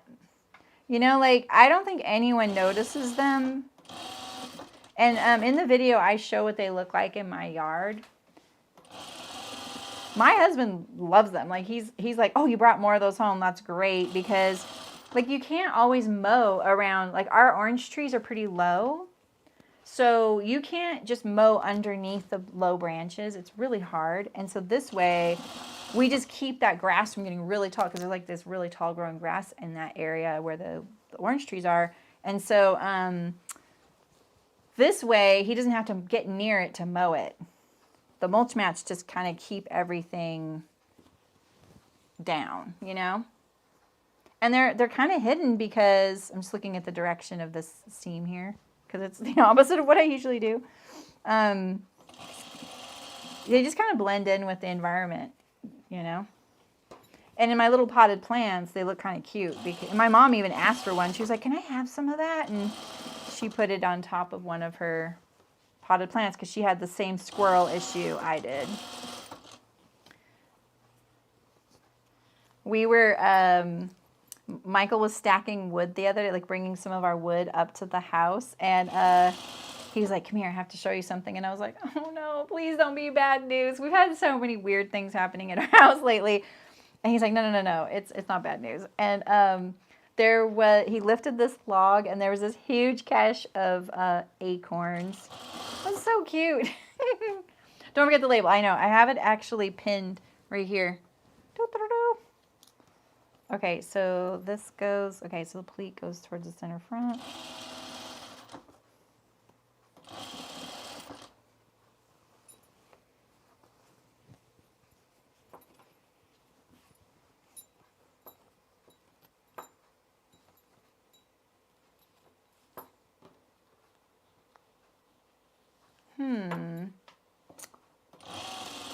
Yeah, I'm wondering that too, Eliza. Okay, I'm gonna move this. Let's unzip the pants and get the fly shield out of the way so we don't stitch it to the other side. That wouldn't be good. I think I'm gonna put this on the facing my labels here. Okay. Now would be a good time to try on your Mitchells. Yeah, I don't throw, the only thing I throw away here, I have very little garbage in my studio because all the fabric scraps just go into a bin, and then I just, like, usually like one Saturday a month after a stream, I'll just watch a show here for an hour and put them in the pillowy things, and then I just store them in the garage until we need one. Okay. Like the video, thank you. Yeah, I poked around in that video the other day, Maggie. I was like, I know no one cares about this as much as I do, but I want this video. And it didn't crash on me, but there were, some of the assets were missing. So I had to reconnect them. I think I'm just going to refilm it. I feel like I'm better at editing now. So, okay, so here we have our facing. And I'm going to do the option of binding the bottom edge because, you know, I said I could. So we're going to finish the side seams of our facing. Oh, we need to bar tack the bottom of the pocket before I forget.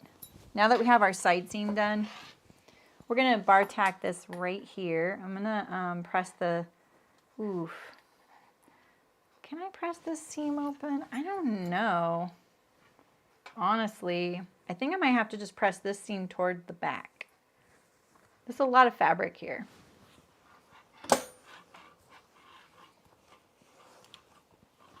These pants are heavy, you guys. There's a lot of fabric.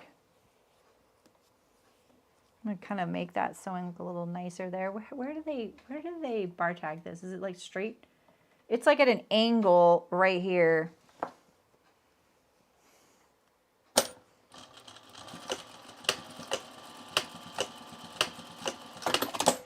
Fancy bar tack. Show you. So this is the bar tack I did right there. Boop. See you, Shim. Movie time. Bye, Raquel. Nice. Have fun. Okay, so let's see here.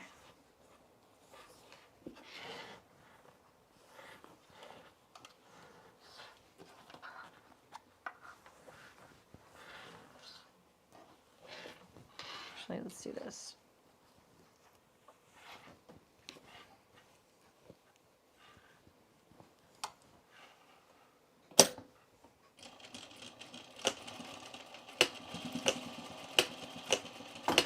All right.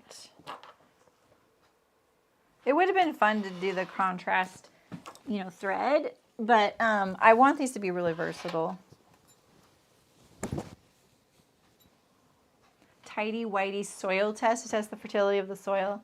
The Tidy Whitey soil test. My soil is clay. You'll see parts in our yard where nothing grows because it's clay. So in some ways there is a lot of, like the weeds are easier to take control of. Okay, we're going to do all these short edges on the serger Okay. This one, yeah, I'm just gonna assume that it goes, it's the swoopy, yeah, like that. So this is your center front right here. So you want to do the side seams here and here. We're going to overlock these 4 edges separate. We're not going to put them together yet, okay? Because we're going to press the seam open.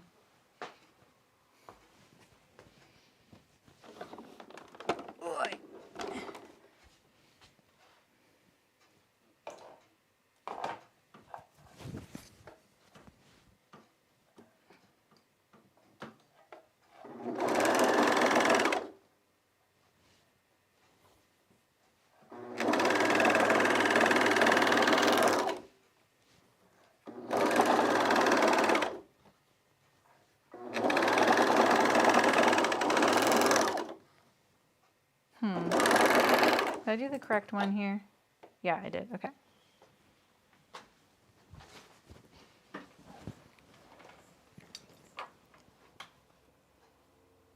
Oh. I don't know about that. That won't test your fertility of your soil. Couldn't you just do like that will take so long. They won't even change. Like in my compost bin, they would just be filthy and I don't know. Yeah, in the sun. Yeah, Christina, in the sun. There's underwear in some of my mulch mats. I always think, gosh, someone ever like sees these, they might be like, what's going on here?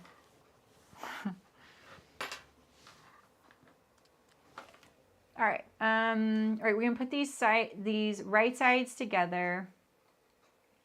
Stitch and press open. Bind the bottom. I don't need these directions anymore, I don't think. Just making sure I got everything. Okay, then they stitch in the ditch for the facing. Yeah, let's do it. Okay.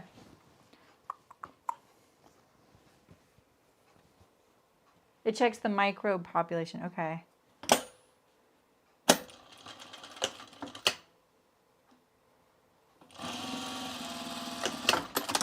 It's funny because I've had compost bins in so many places I've lived. This is the first time I'm actually like managing it and getting it on track and everything. The people before us, I'm just using their old compost bin. They used their compost bin the way I always did. They just threw stuff out there. They were like, we don't really care about getting the soil out of it. We just want a place to put our food scraps and things. And it's why we have 2 peach trees, because they both grow out of our compost bin. And one of them's amazing. So I'm thankful for that. And the first year we were there, we got a bunch of squash too out of the compost bin. So, but all of the garbage that has gotten into the compost bin bubbles up to the top, like all the little labels on your apples, like stickers on your apples, or rubber bands from your broccoli, twisty ties on things. They just kind of rise to the surface, kind of like how glass in your hand works its way out, you know? It's kind of funny. All right, we're going to bind this. I could use the binding attachment on this because you just go from raw edge to raw edge, but I'm just going to do it by hand. It'll take probably the same amount of time if I were to use the binding attachment. So we're going to do it on the bottom curvy edge here.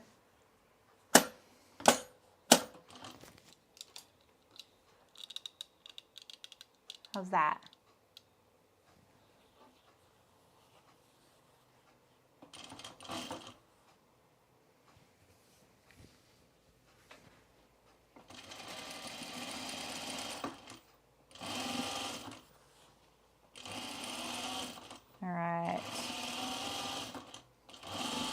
This is a really great place to practice binding because nobody's ever going to see the other side of your binding. And let's face it, how many people are actually going to see inside of your pants, you know? So If you're kind of wanting to play around with binding, or you just want to spice up the inside of your pants, this is a good chance to do it.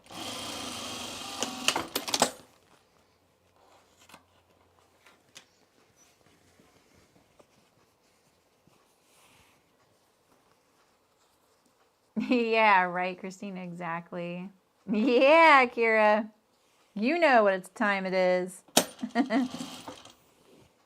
Time for the awl. All right. Probably could have changed the thread color. Because I'm using like a gray.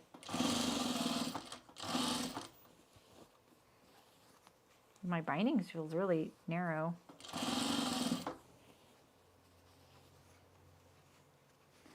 I know this doesn't technically match the pockets perfectly, but I couldn't resist, you know?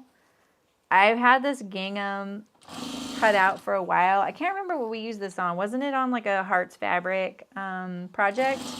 And I have this little scrap of this left over. What did I sew for them with this? I genuinely can't remember.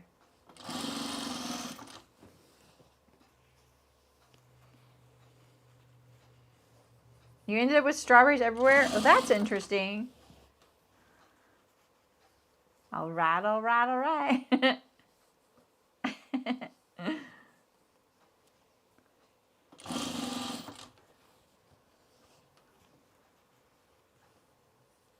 Yeah,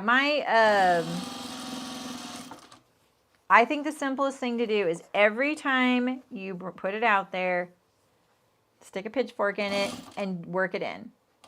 It just takes a second. Hang it up nearby so you can just grab it and do it. It's worth it. And then it's like gone by the next time.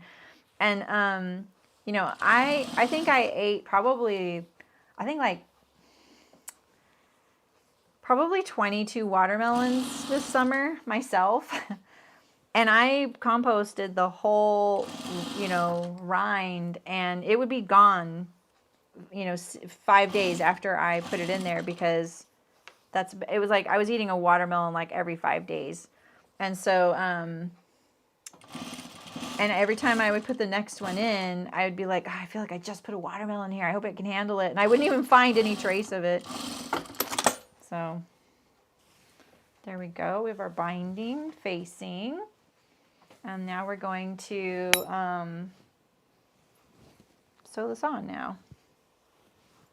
But look at this. This looks, let's fix this right here.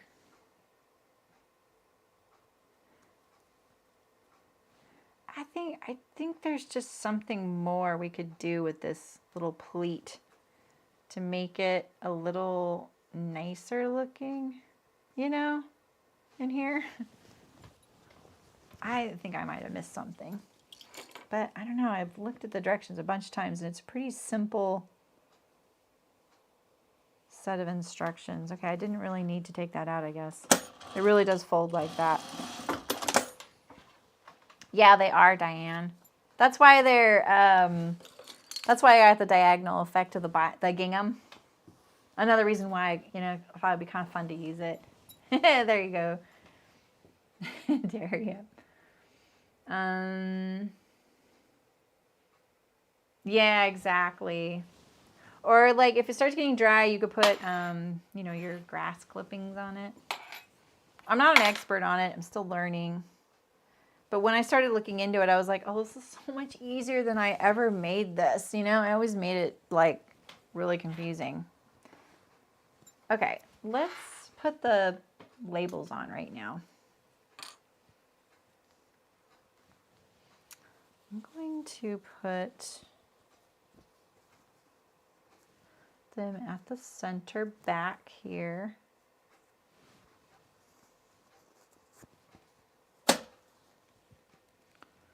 I want to put this one on here.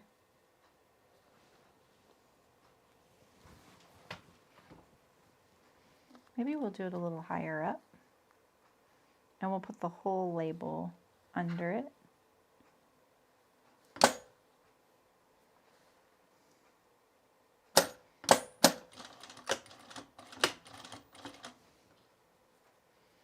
Eat, sleep, sew. That literally describes me so perfectly.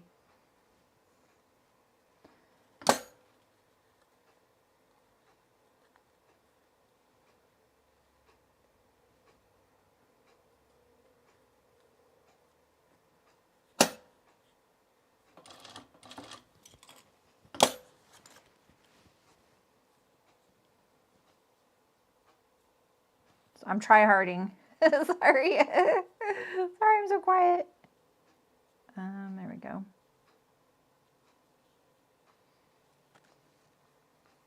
Just making sure I'm catching in label.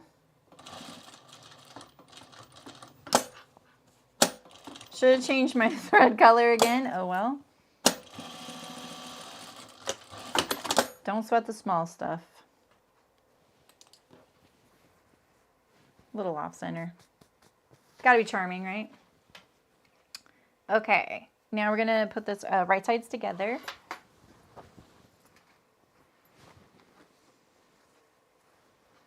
I have a feeling, oh, there's a lot of pant, man. I'm gonna do all my landmark areas first. Like we're gonna match up the side seams. Match up the side seams here. And then the center back, which should be right here. My linen most assuredly has probably gotten a little loose. See that? How loose that is? But that'll be okay, you know. That's very easy to rectify. If you have it, if it's really bad, sometimes you can pull your stay stitch. Kind of use it as an easing stitch, you know. I kind of want to push this seam allowance to the back right here. So let's undo the stay stitch right here. There we go. Okay. Wish I'd stop crossing my ankles. All right. One more pin.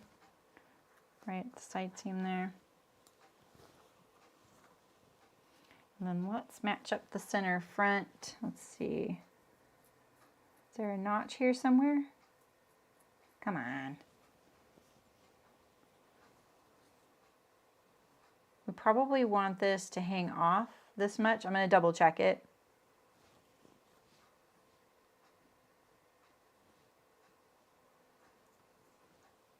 You know, it's probably gonna go like this, or we could maybe wrap around. Ooh. What would happen if I did that? I would get this like this. I could handle that. Okay, let's do that. We're gonna wrap this edge here around. I'll spell all this out in a second. I did stay stitch. Yeah, I did. I mentioned that too, Karen. I said this would be a good time to check your fit when we finish the side seams. I would definitely, you know, you never know because your fabric's going to really react differently than your muslin. And it's partly why I left my seam allowances not serged together. So I have that option just in case. The belt is also going to be a great option to helping cinch it if it needs it. Oops, we're going to go right here.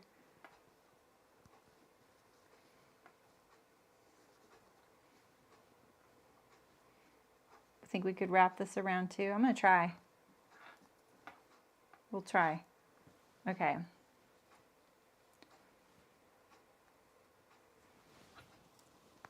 Okay, so now let's review the directions, make sure I'm not going to put you astray. But let's see.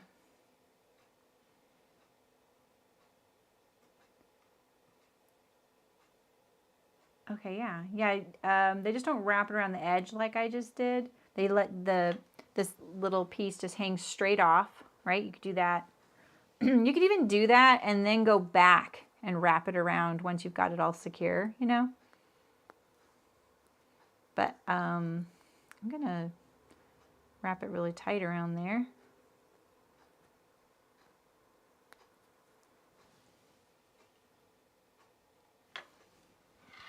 And we're gonna sew. We're gonna sew.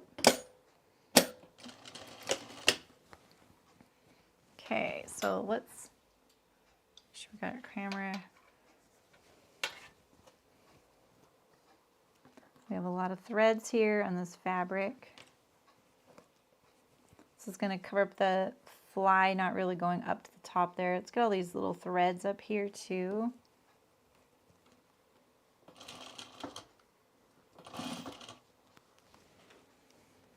And then there's my first side seam right there. And so I'm just going to focus on that and getting this to match in here. You can match all your notches and things. Why are you acting like that? There we go. The belt is kind of pushing up against what you're sewing. If you're using a fabric that's a little more stable, you know, something a little tighter woven, not, you know, a linen, right? Having to ease this in a little bit. It could be that my facing is a little smaller. It shouldn't be though. I did grade it to match. Okay, and then now we're at the side seam right here. I'm pressing my side seam to the back because the facing felt, because I bound my pocket and it made it a little bulky. Waist, Maggie. You wanted to stay stitch your waist of your pant, but I did that. I didn't do it on the facing because it's interfaced. That won't need it. That's another reason why this is going to be a little tight, is that my facing is interfaced with fusible interfacing, which can draw it up a little bit, right? It's not going to relax like it did, like the pant did. I just realized right there that I needed to ease a little. I thought it was like flat and it wasn't. There we go. I also pinned this from the facing side for some reason, but I'm sewing it from this side. I'm just going just to the left of my stay stitch. And I just keep sweeping under there because of these belts and things. I just don't want to catch them. All right, so we're almost to the side seam again.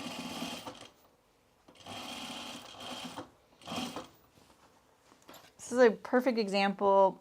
It's not really a perfect example, but it's a good example of stitching right on your seam line, because everything will line up there, but on either side of it, it might not quite line up as good. All right, and here we are at the beginning. So you can let this facing hang off. So right next to that fly shield there. Let's see if I can stitch this. I don't know if I really need to, but I kind of want to. Let's see if I can. I'm going to pull this out of the way.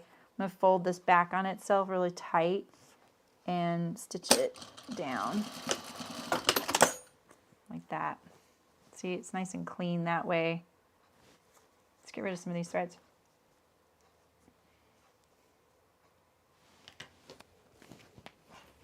Okay. Where did I ease it? I feel like I might have gotten a tuck. Oh, there's one right there. And then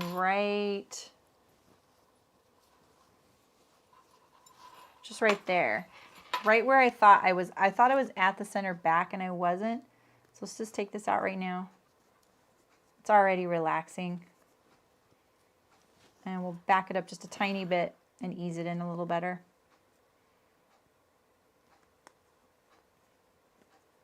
Thought I saw something flash on the screen. I thought I made sure I had alerts on. Kira's here to welcome all new subscribers.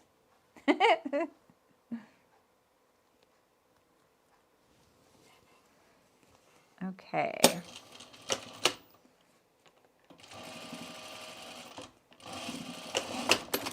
There we go. Got rid of that tuck right there. Where's that thread? I just saw a thread. There it is.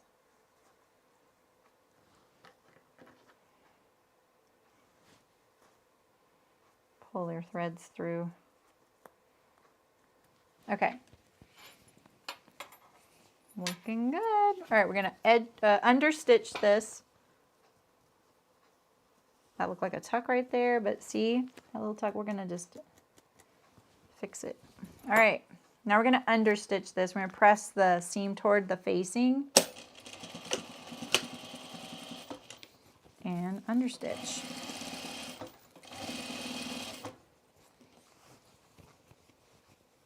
I don't think you did either, Kira. Pretty sure the alerts are on, you would have seen. Oh, I think it mentions grading the seam allowance. Shoot, sorry about that. If you like grading your seams, grade your seams. I'm going to go back and look at mine. But it's a lot better to do it before you've understitched.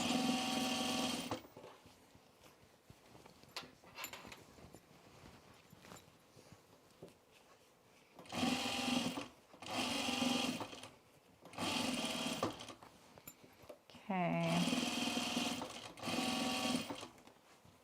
Oh, there's that little tuck. I knew I had another one. All right, let's see if we can kind of finesse it without having to undo it. There we go.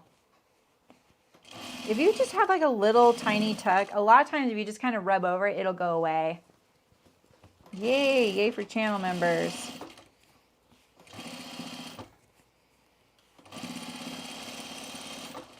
Okay, and then here's the center here.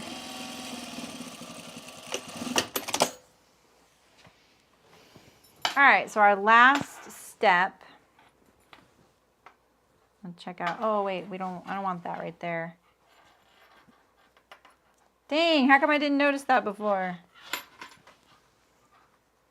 Wah. All right, taking out the seam ripper. FYI. I cannot see this thread.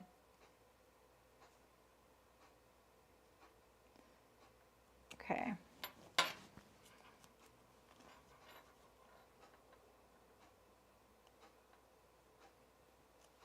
Whew. Yeah, exactly, Terry. Yeah, I totally agree, yeah. There's a lot you can do without having to take it out. This, though, you have to take out.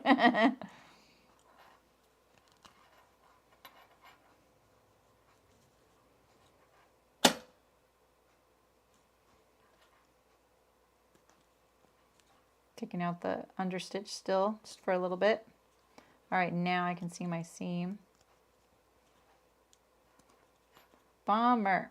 All right, try and get rid of some of these threads here because they will poke out your seam on the right side. There we go.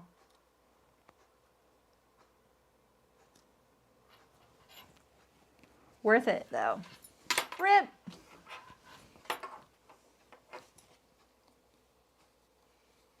Me too, Kathleen. I'm pretty excited about these. Probably should have wore like stuff to go with the pants today. I don't think I have a closet core top. Do I have a closet core top?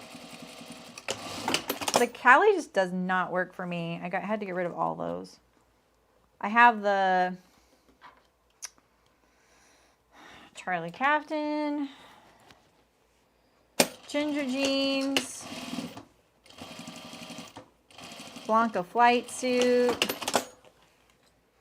None of those are tops, you know. This Cheyenne tunic might work though. All right, look at that. So worth fixing. It's right here. That's like lumpy McLump.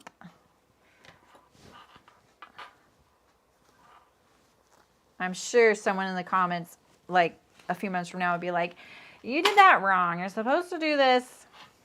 Blah, blah, blah. No, I don't have the CLO.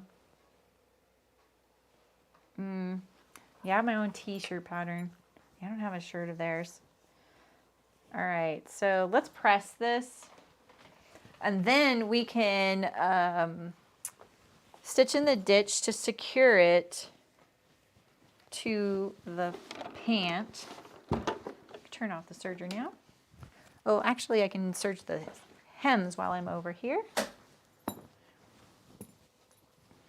Look at these, they look so good.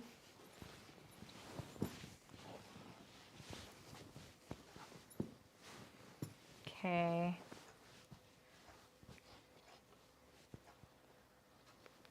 Make everything look so good in there, you know. Ironing time. We're gonna secure this little area here with some hand stitches. We want that to come to the top of the zipper there. Mine comes down a little over it. Maybe because I bound it.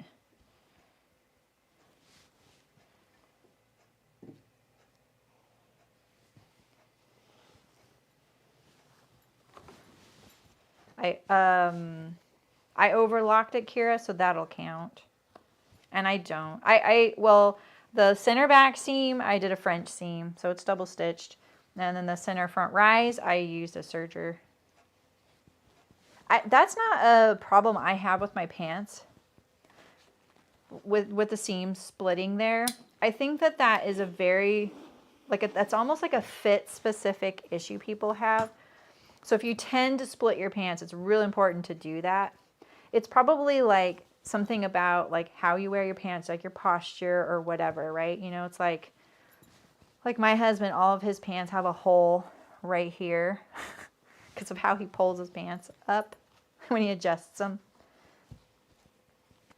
He pulls it by the pocket. You know, it's like we all have our little quirks, and I think that is a fitting quirk.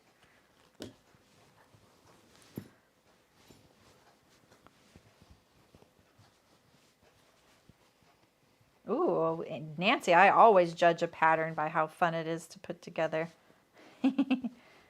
This feels very bulky. You know? Let's see if we can kind of... Maybe the French seam was a bad idea. Now we know.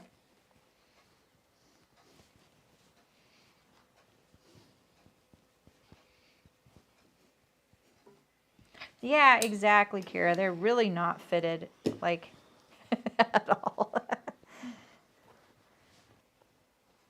I laugh because I think that these are going to be a little bit clowny on me, but I'm ready.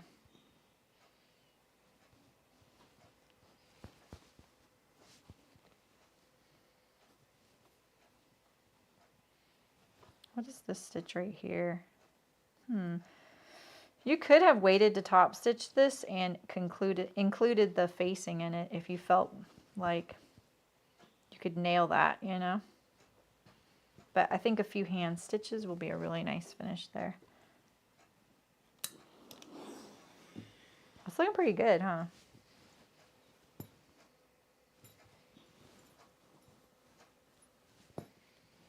I think I'm going to put a few pins in this so that things don't get off. You know, I think it can kind of move around a little bit, and I don't want that to happen.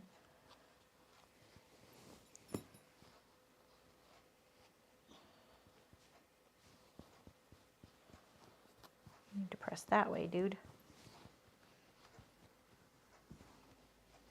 I'm kind of going like this with my waist to kind of fit it so that it's nice and flat. So when I go to doing in fact, let's turn him inside out. It'll be a little easier to judge this little area here. Because I don't want to stitch in the ditch along these seams and get like a little bubble like this in between, right? So let's try and pin these, oh, so heavy, as we go. Getting my pin cushion. So we want this nice and flat. We don't want this to pull.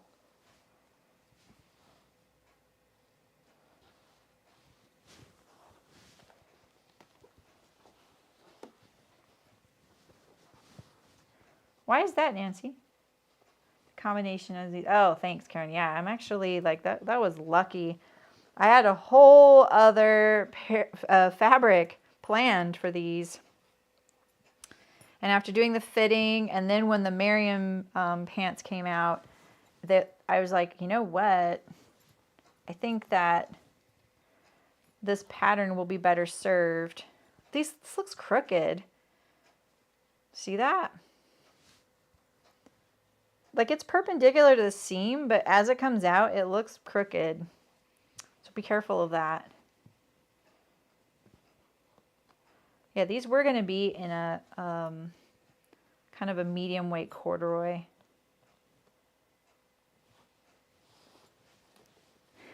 Are you saying you're allergic to the hand stitching? I'm just now getting the joke. We're only hand stitching like 2 inches. Right, I'm getting this ready for stitching the ditch on the machine. You can handle that. This is the center back seam, and it really wants to be bubbly, and we're not going to stand for that.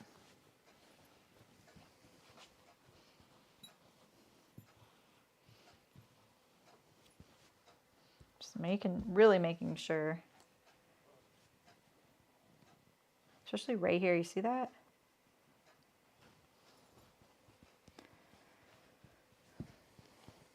This is those moments where I think of that movie Contact with Jodie Foster. And this is not a tangent. Sometimes I feel like in my sewing, I will go overzealous with the top stitching and stuff like that because I'm like, I'm holding it down. You know what I mean? Like, it's not going to go anywhere. And then the more you add more stitching and more stabilizing you do, it makes it worse. Like, remember in the movie Contact where she's in the little, like, she's about to go into to outer space in the ship that the aliens designed? And the one thing they changed about the design is that they gave her a chair to sit in that's mounted to the framework of the alien ship, right? And it's vibrating, like they take off and she's like in that little seat. And then she just was like, it's like unbearable.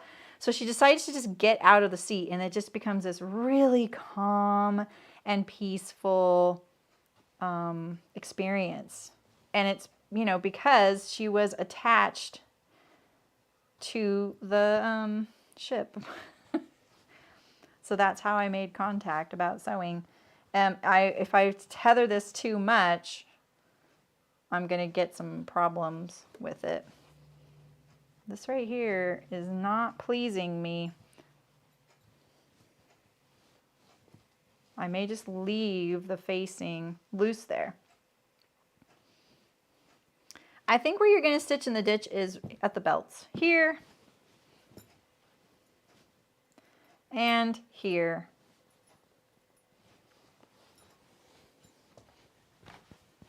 Let's finish these up.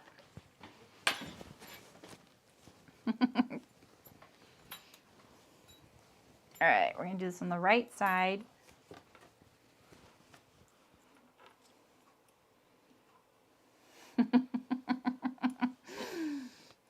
Right, Nancy? That's such, yeah. You and me both, man. We will somehow figure out a way to not hand sew at all costs. I'm right there with you.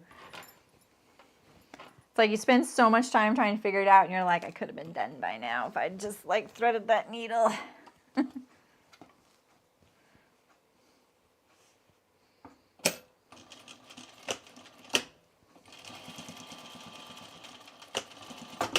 I'm just going to stitch in the ditch right where those belts are.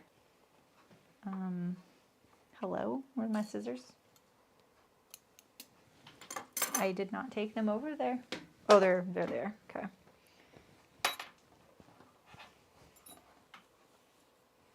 I'm going to do both, Eliza. I'm going to do the Miriams in a couple weeks. I didn't know about the Miriams when I chose these. And that's not to say I would have chose those over these. I just didn't know about them, so I'm going to do those too. I have to sew that closure, that side thingy. I have to sew that. Like, do you not know me?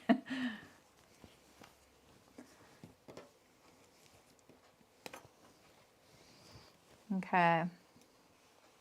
Last one.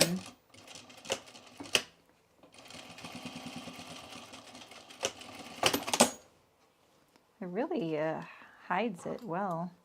Okay, I keep seeing one thread somewhere, and it's at the end here. It's not you, it's you. Here you go. Okay. Ooh. So good. Just going to do a little bit of thread cleanup and then hand stitch those facings down. What's this thread right here? Ooh, look at that. That is a lot of thread right there. That's legit thread vomit. That looks like when I changed my bobbin. Bummer.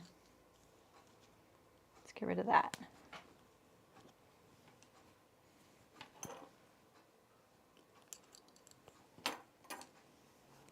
Yes, ever so dirty.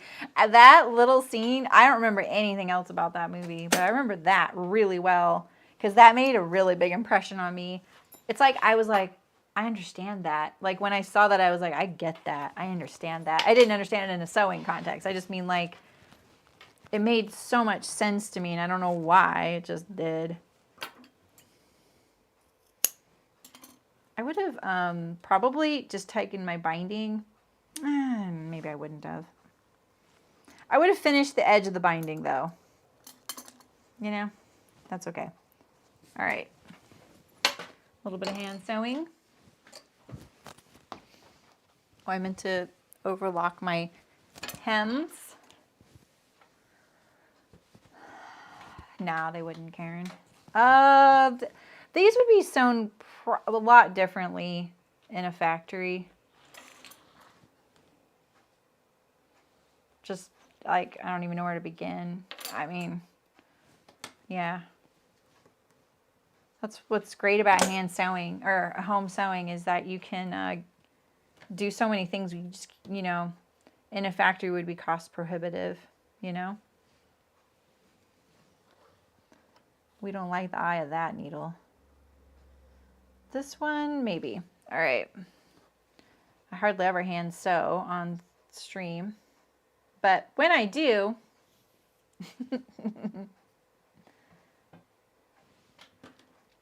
oh, for a language nerd, why is that? Oh, I know, Nancy, I can't do that. Yeah, me, Libby, it's Brussels washer linen, Libby, not Essex. So, oh, the Miriam pants is by Cashmere. It just came out. All right, so when I do hand sewing, this is my little tip. I learned this from this amazing community of Hmong women who had a hand sewing like cottage industry in this building I was renting in. So you take one long thread and you fold it in half, right? And you put the two cut ends through the eye of your needle, all right? Like this, all right? And then, that's actually, I did not learn this from the Hmong women. I learned this from these friends that have a cross stitch company. So, all right. But what I learned from the Hmong women is using lots of strands of thread. So if you put 8 strands of thread in your needle, you only have to go through once. Oh, because she's just trying, oh, okay. I just don't remember. Contact. I made a reference to sewing from Contact. All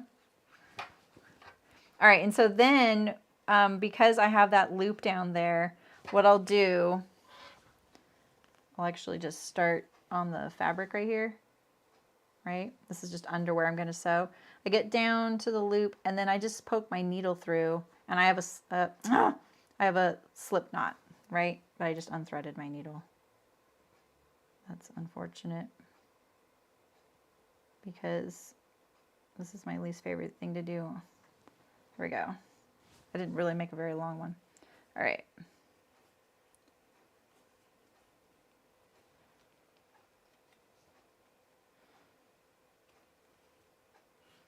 We're pretty much done, Libby. But we're just gonna hand sew this now. Not a good hand sewer, just gonna warn you. It's not why you're here, right?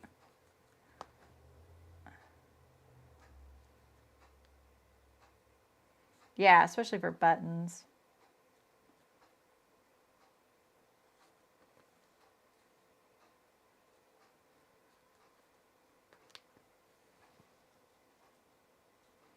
Yeah, I've tried that too. I've been shown that so many times, but I just don't do that anymore. I just do the slip knot. Then there's no bump there. Because if you're doing 8 strands of thread, which you have to have the right needle for that to do the slip knot too, because it's really hard to get that many through the eye. I have some funny ways to do it now. But then I spend so much time trying to thread, you know, 8 strands of thread through my eye of my needle that, well, it's really only 4 when you fold it in half like this, that I could have just done extra passes in the sewing, you know. All right, that looks pretty good, right? I should have started at the top.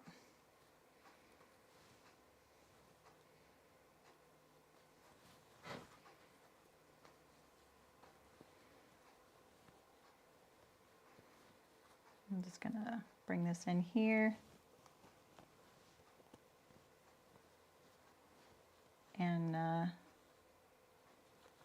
just do a few passes to secure it.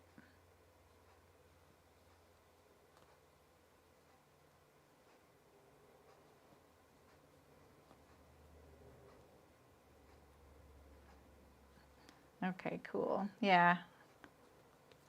And then I bury my tail like this. I just kind of slide it between a couple of layers like this, and then cut it off in there, flush.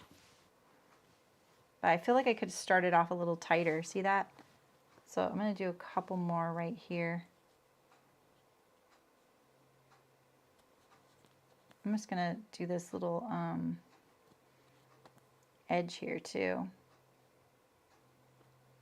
If I don't have the slip knot, this is how to start.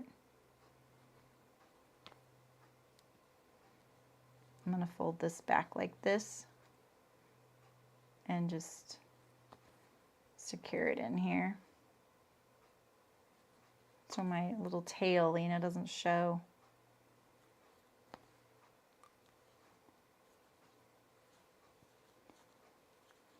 But I want this to be a little flusher here.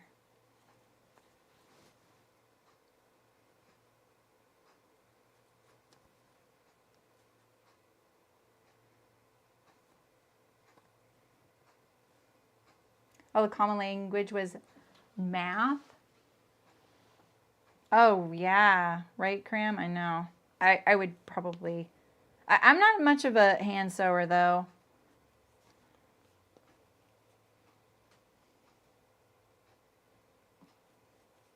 I made this a little messy down here, but it's more secure now. It's kind of a high-stress area, you know, your fly. So no regrets, you know, you got to make sure that you're going to make it secure. You don't want to have to do this again later, right? Okay, a little messy right there. All right, where's the other side? This side, we have the zipper. And I think if you want, you could do a little bit more.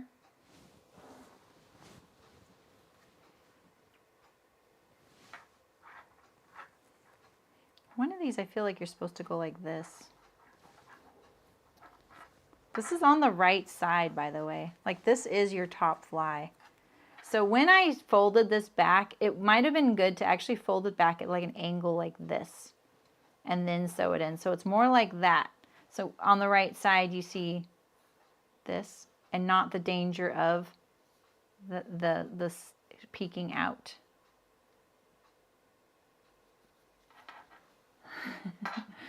I'm not on a tangent. Oh, you guys deserve it. It's true. Yeah, Matthew McConaughey. God, is he in that?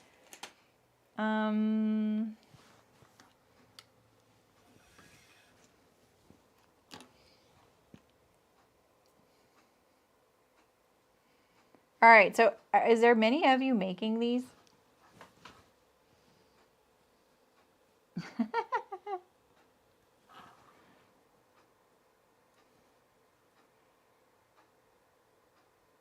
Is anyone like came here and was like, I'm definitely making these? Or I'm just kind of curious. Were you like, I'm not sure if I'm making these and now I am? Or I definitely am not making these now that I've seen this? Did I just say the same thing twice? Or are you, I just want to know, like, where were you at before you saw these and where are you at now with making these? You're strongly considering it, all right.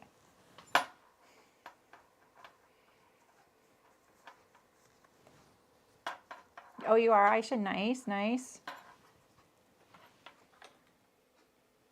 You want to see them on me first?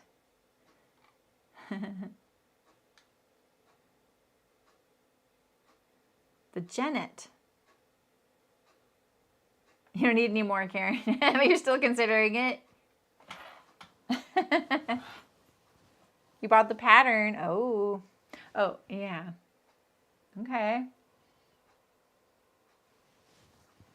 I'm going to do that little angle. See that? Pull that over there. And we'll start at the top this time.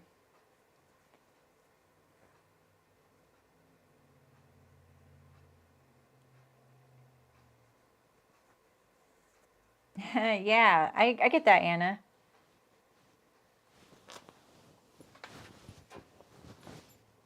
Okay, I'm going to turn this upside down to me.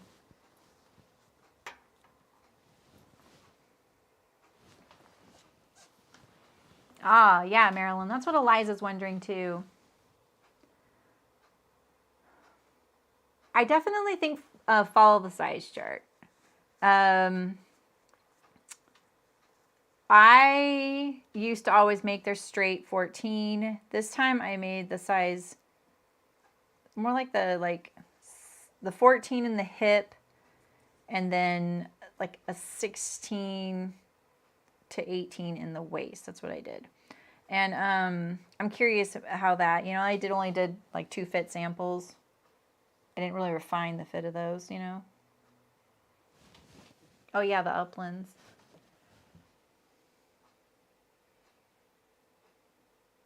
Oh, cool, Monica. You're thinking about it, Carol? Hi, Carol. Carol, did you just become a master group member? I haven't got a chance to look. I think you might have been. You might have. Welcome in the guild. Hips, thighs, opening up the pleat, Christina. So one thing to think about is using the belt as a belt because extra fabric is going to keep the pleat relaxed because you want that pleat to, stay relaxed and hang loose. Gold foil Mitchell. Yeah, that would be pretty. That's you, Karen, that has the gold plissé fabric. Oh, thanks, Carol. They're such a great group of people if you plan on coming to the Zooms. They're really awesome. Yeah, nice. Yeah, feel free to ask if you're having trouble navigating or anything. Yeah, we're all really helpful. And one of my plans at the end of this year is that I'm going to try and streamline a few things in the guild. Because now they've added that little welcome thing, like the checklist thing, and that wasn't there when I started. And so I'm going to try and make that be really, really helpful. Oh, Sydney, nice. Okay, that looks pretty good. Like you can kind of see my little bump there. So let's try and get that in there. Let's get this back up to the top.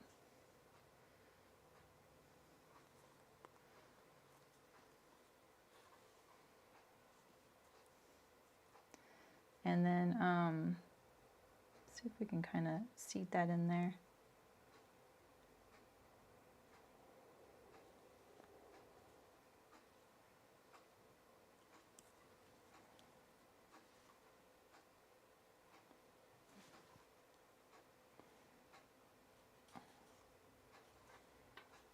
Make sure I'm not sewing on the right side, you know.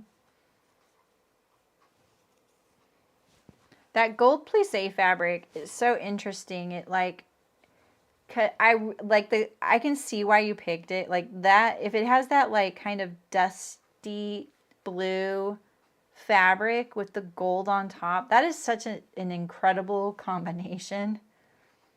You know, like that color combination and that dusky blue, that is like, I love that combination. I'm not a big gold fan, but that I love. I just love that kind of thing. I didn't even want a gold wedding ring until I saw, you know, this person's stuff. All right, we're done. I could sew a pair of pants in the time it takes me to hand sew anything. Ouch. Okay.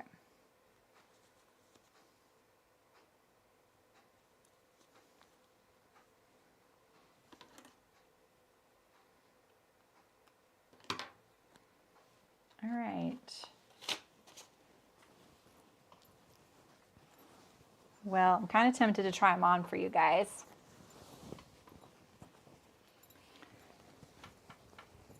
Let's check them out.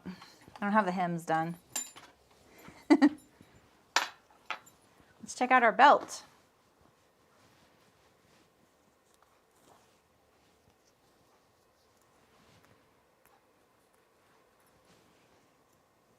Okay. That's why I give her looking at chat for a second there. Very cute. Okay, we still have the button and the buttonhole. And so there's a little clear button that goes here. Here's my buttons. They're taped to the side of the bin here. Well, here's my little clear button right here. And so that'll go on the inside. And then I've got the bee, the bumblebee for the button closure here. Mossy Roots, that is her name. They look really good. Should we check them out on the inside? I'm so scared I'm going to lose this one B button, you know?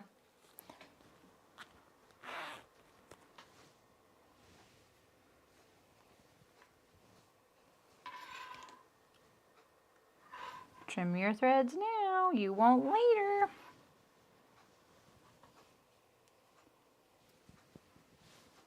I can barely see mine. There's one more, here it is. Yep, knew it. They tally in my brain. All right, I will try them on for you guys. Just a second. This is very rare.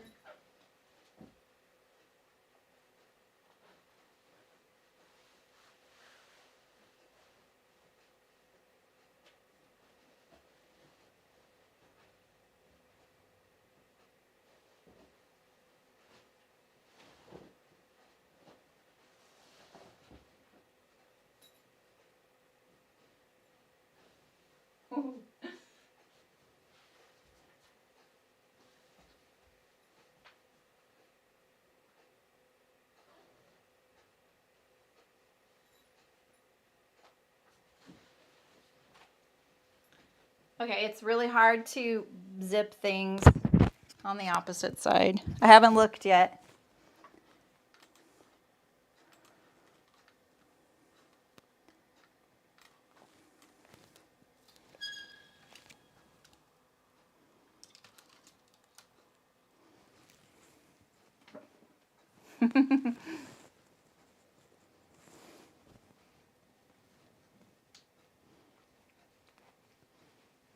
Okay, what's that going on there?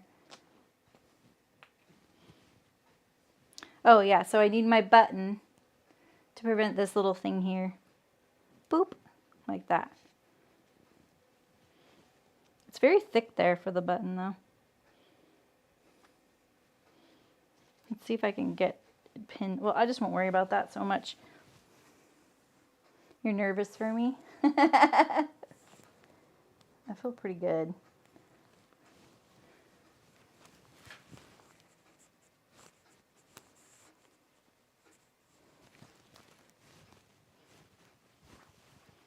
You guys gotta tell me what they look like. They're still very long.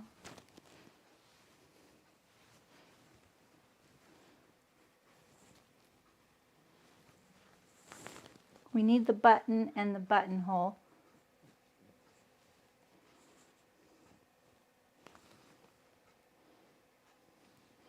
I need a really strong pin right there. Oh.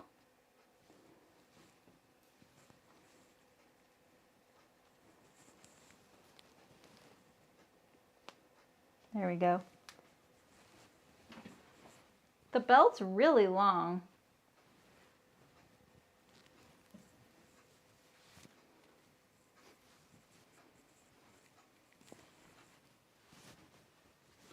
How's the back look? I'm on my tippy toes. I'm definitely on my tippy toes.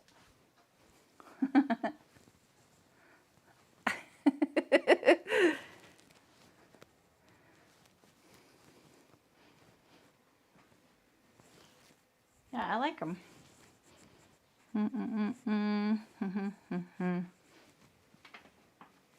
They fit really nice. They feel really, really nice. Yeah, I think I'm going to shorten the belt ends. The back looks good. Now I want to do my little fitting video, you know I do, with my camera. The pleats don't gape. Yep, exactly.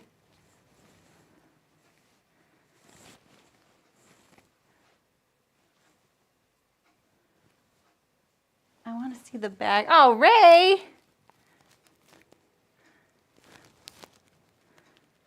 That's the belt.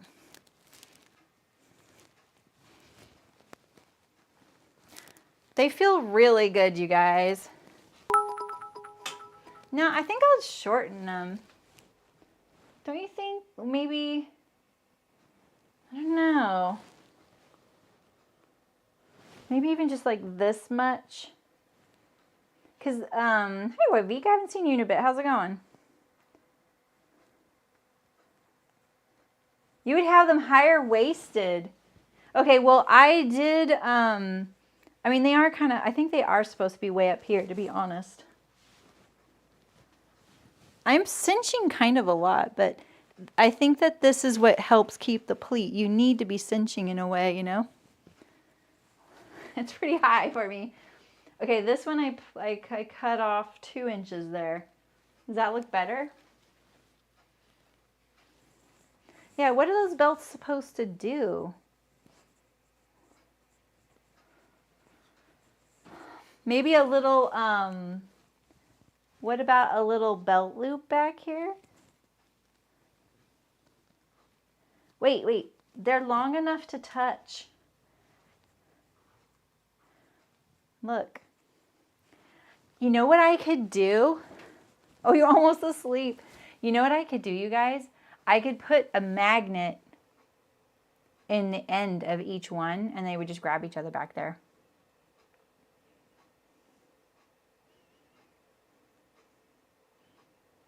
I like this idea. They're so comfortable to sit in. Oh, here they are, right here.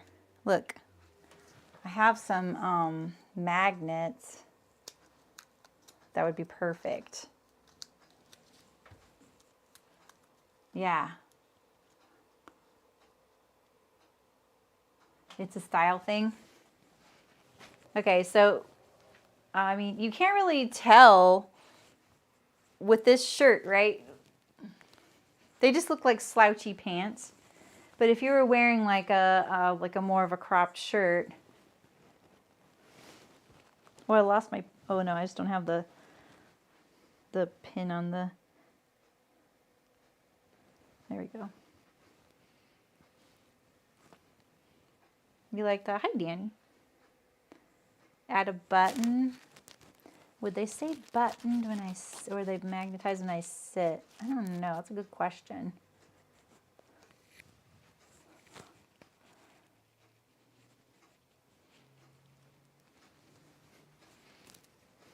I love them.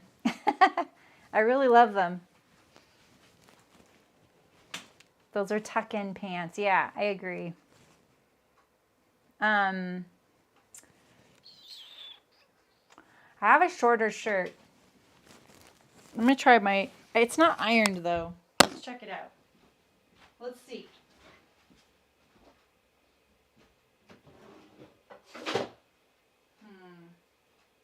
It's not ironed, but...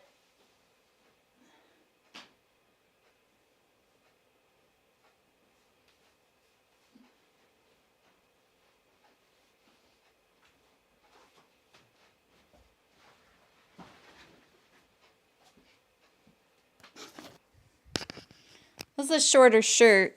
It needs to be ironed.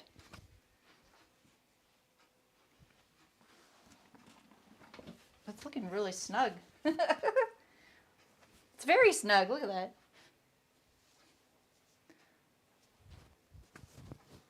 I can see the back now at least. Shorter topped. This is the Scout. The Scout's kind of short. This one, why is this so tight? I think this needs to be ironed and it'll fit better. I love that this takes care of my whole tummy. Like it goes above my whole tummy. What are you stuck on? Oh, the pin. They're very slimming.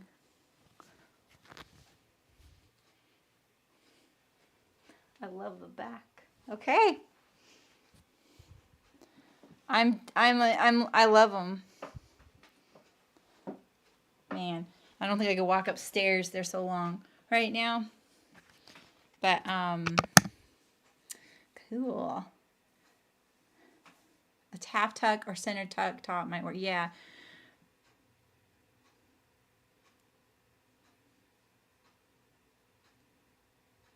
Yeah, I like them a lot.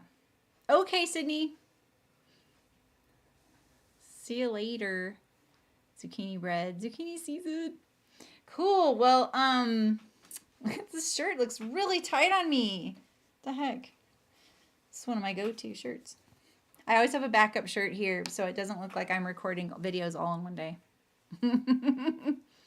Yeah, I think the corduroy would have been a very different look. I think that this could be even shorter. The shirt could be even shorter. I will say, like, if I pull these up to the higher waist position, they do not stay. The belt is only going to do so much, you know?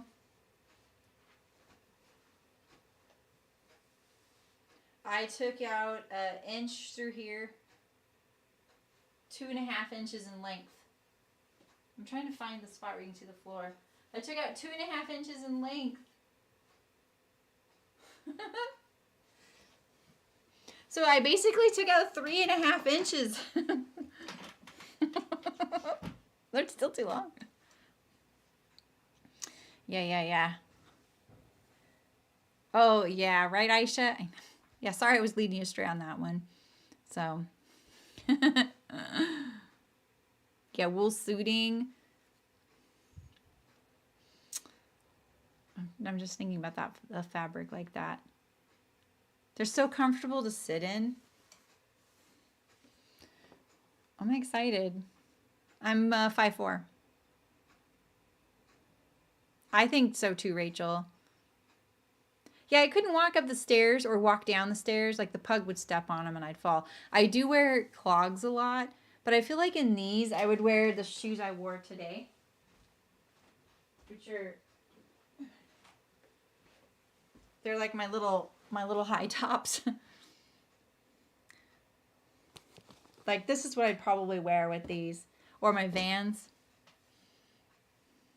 Yeah, I think so too, Marilyn. Thanks, Erin.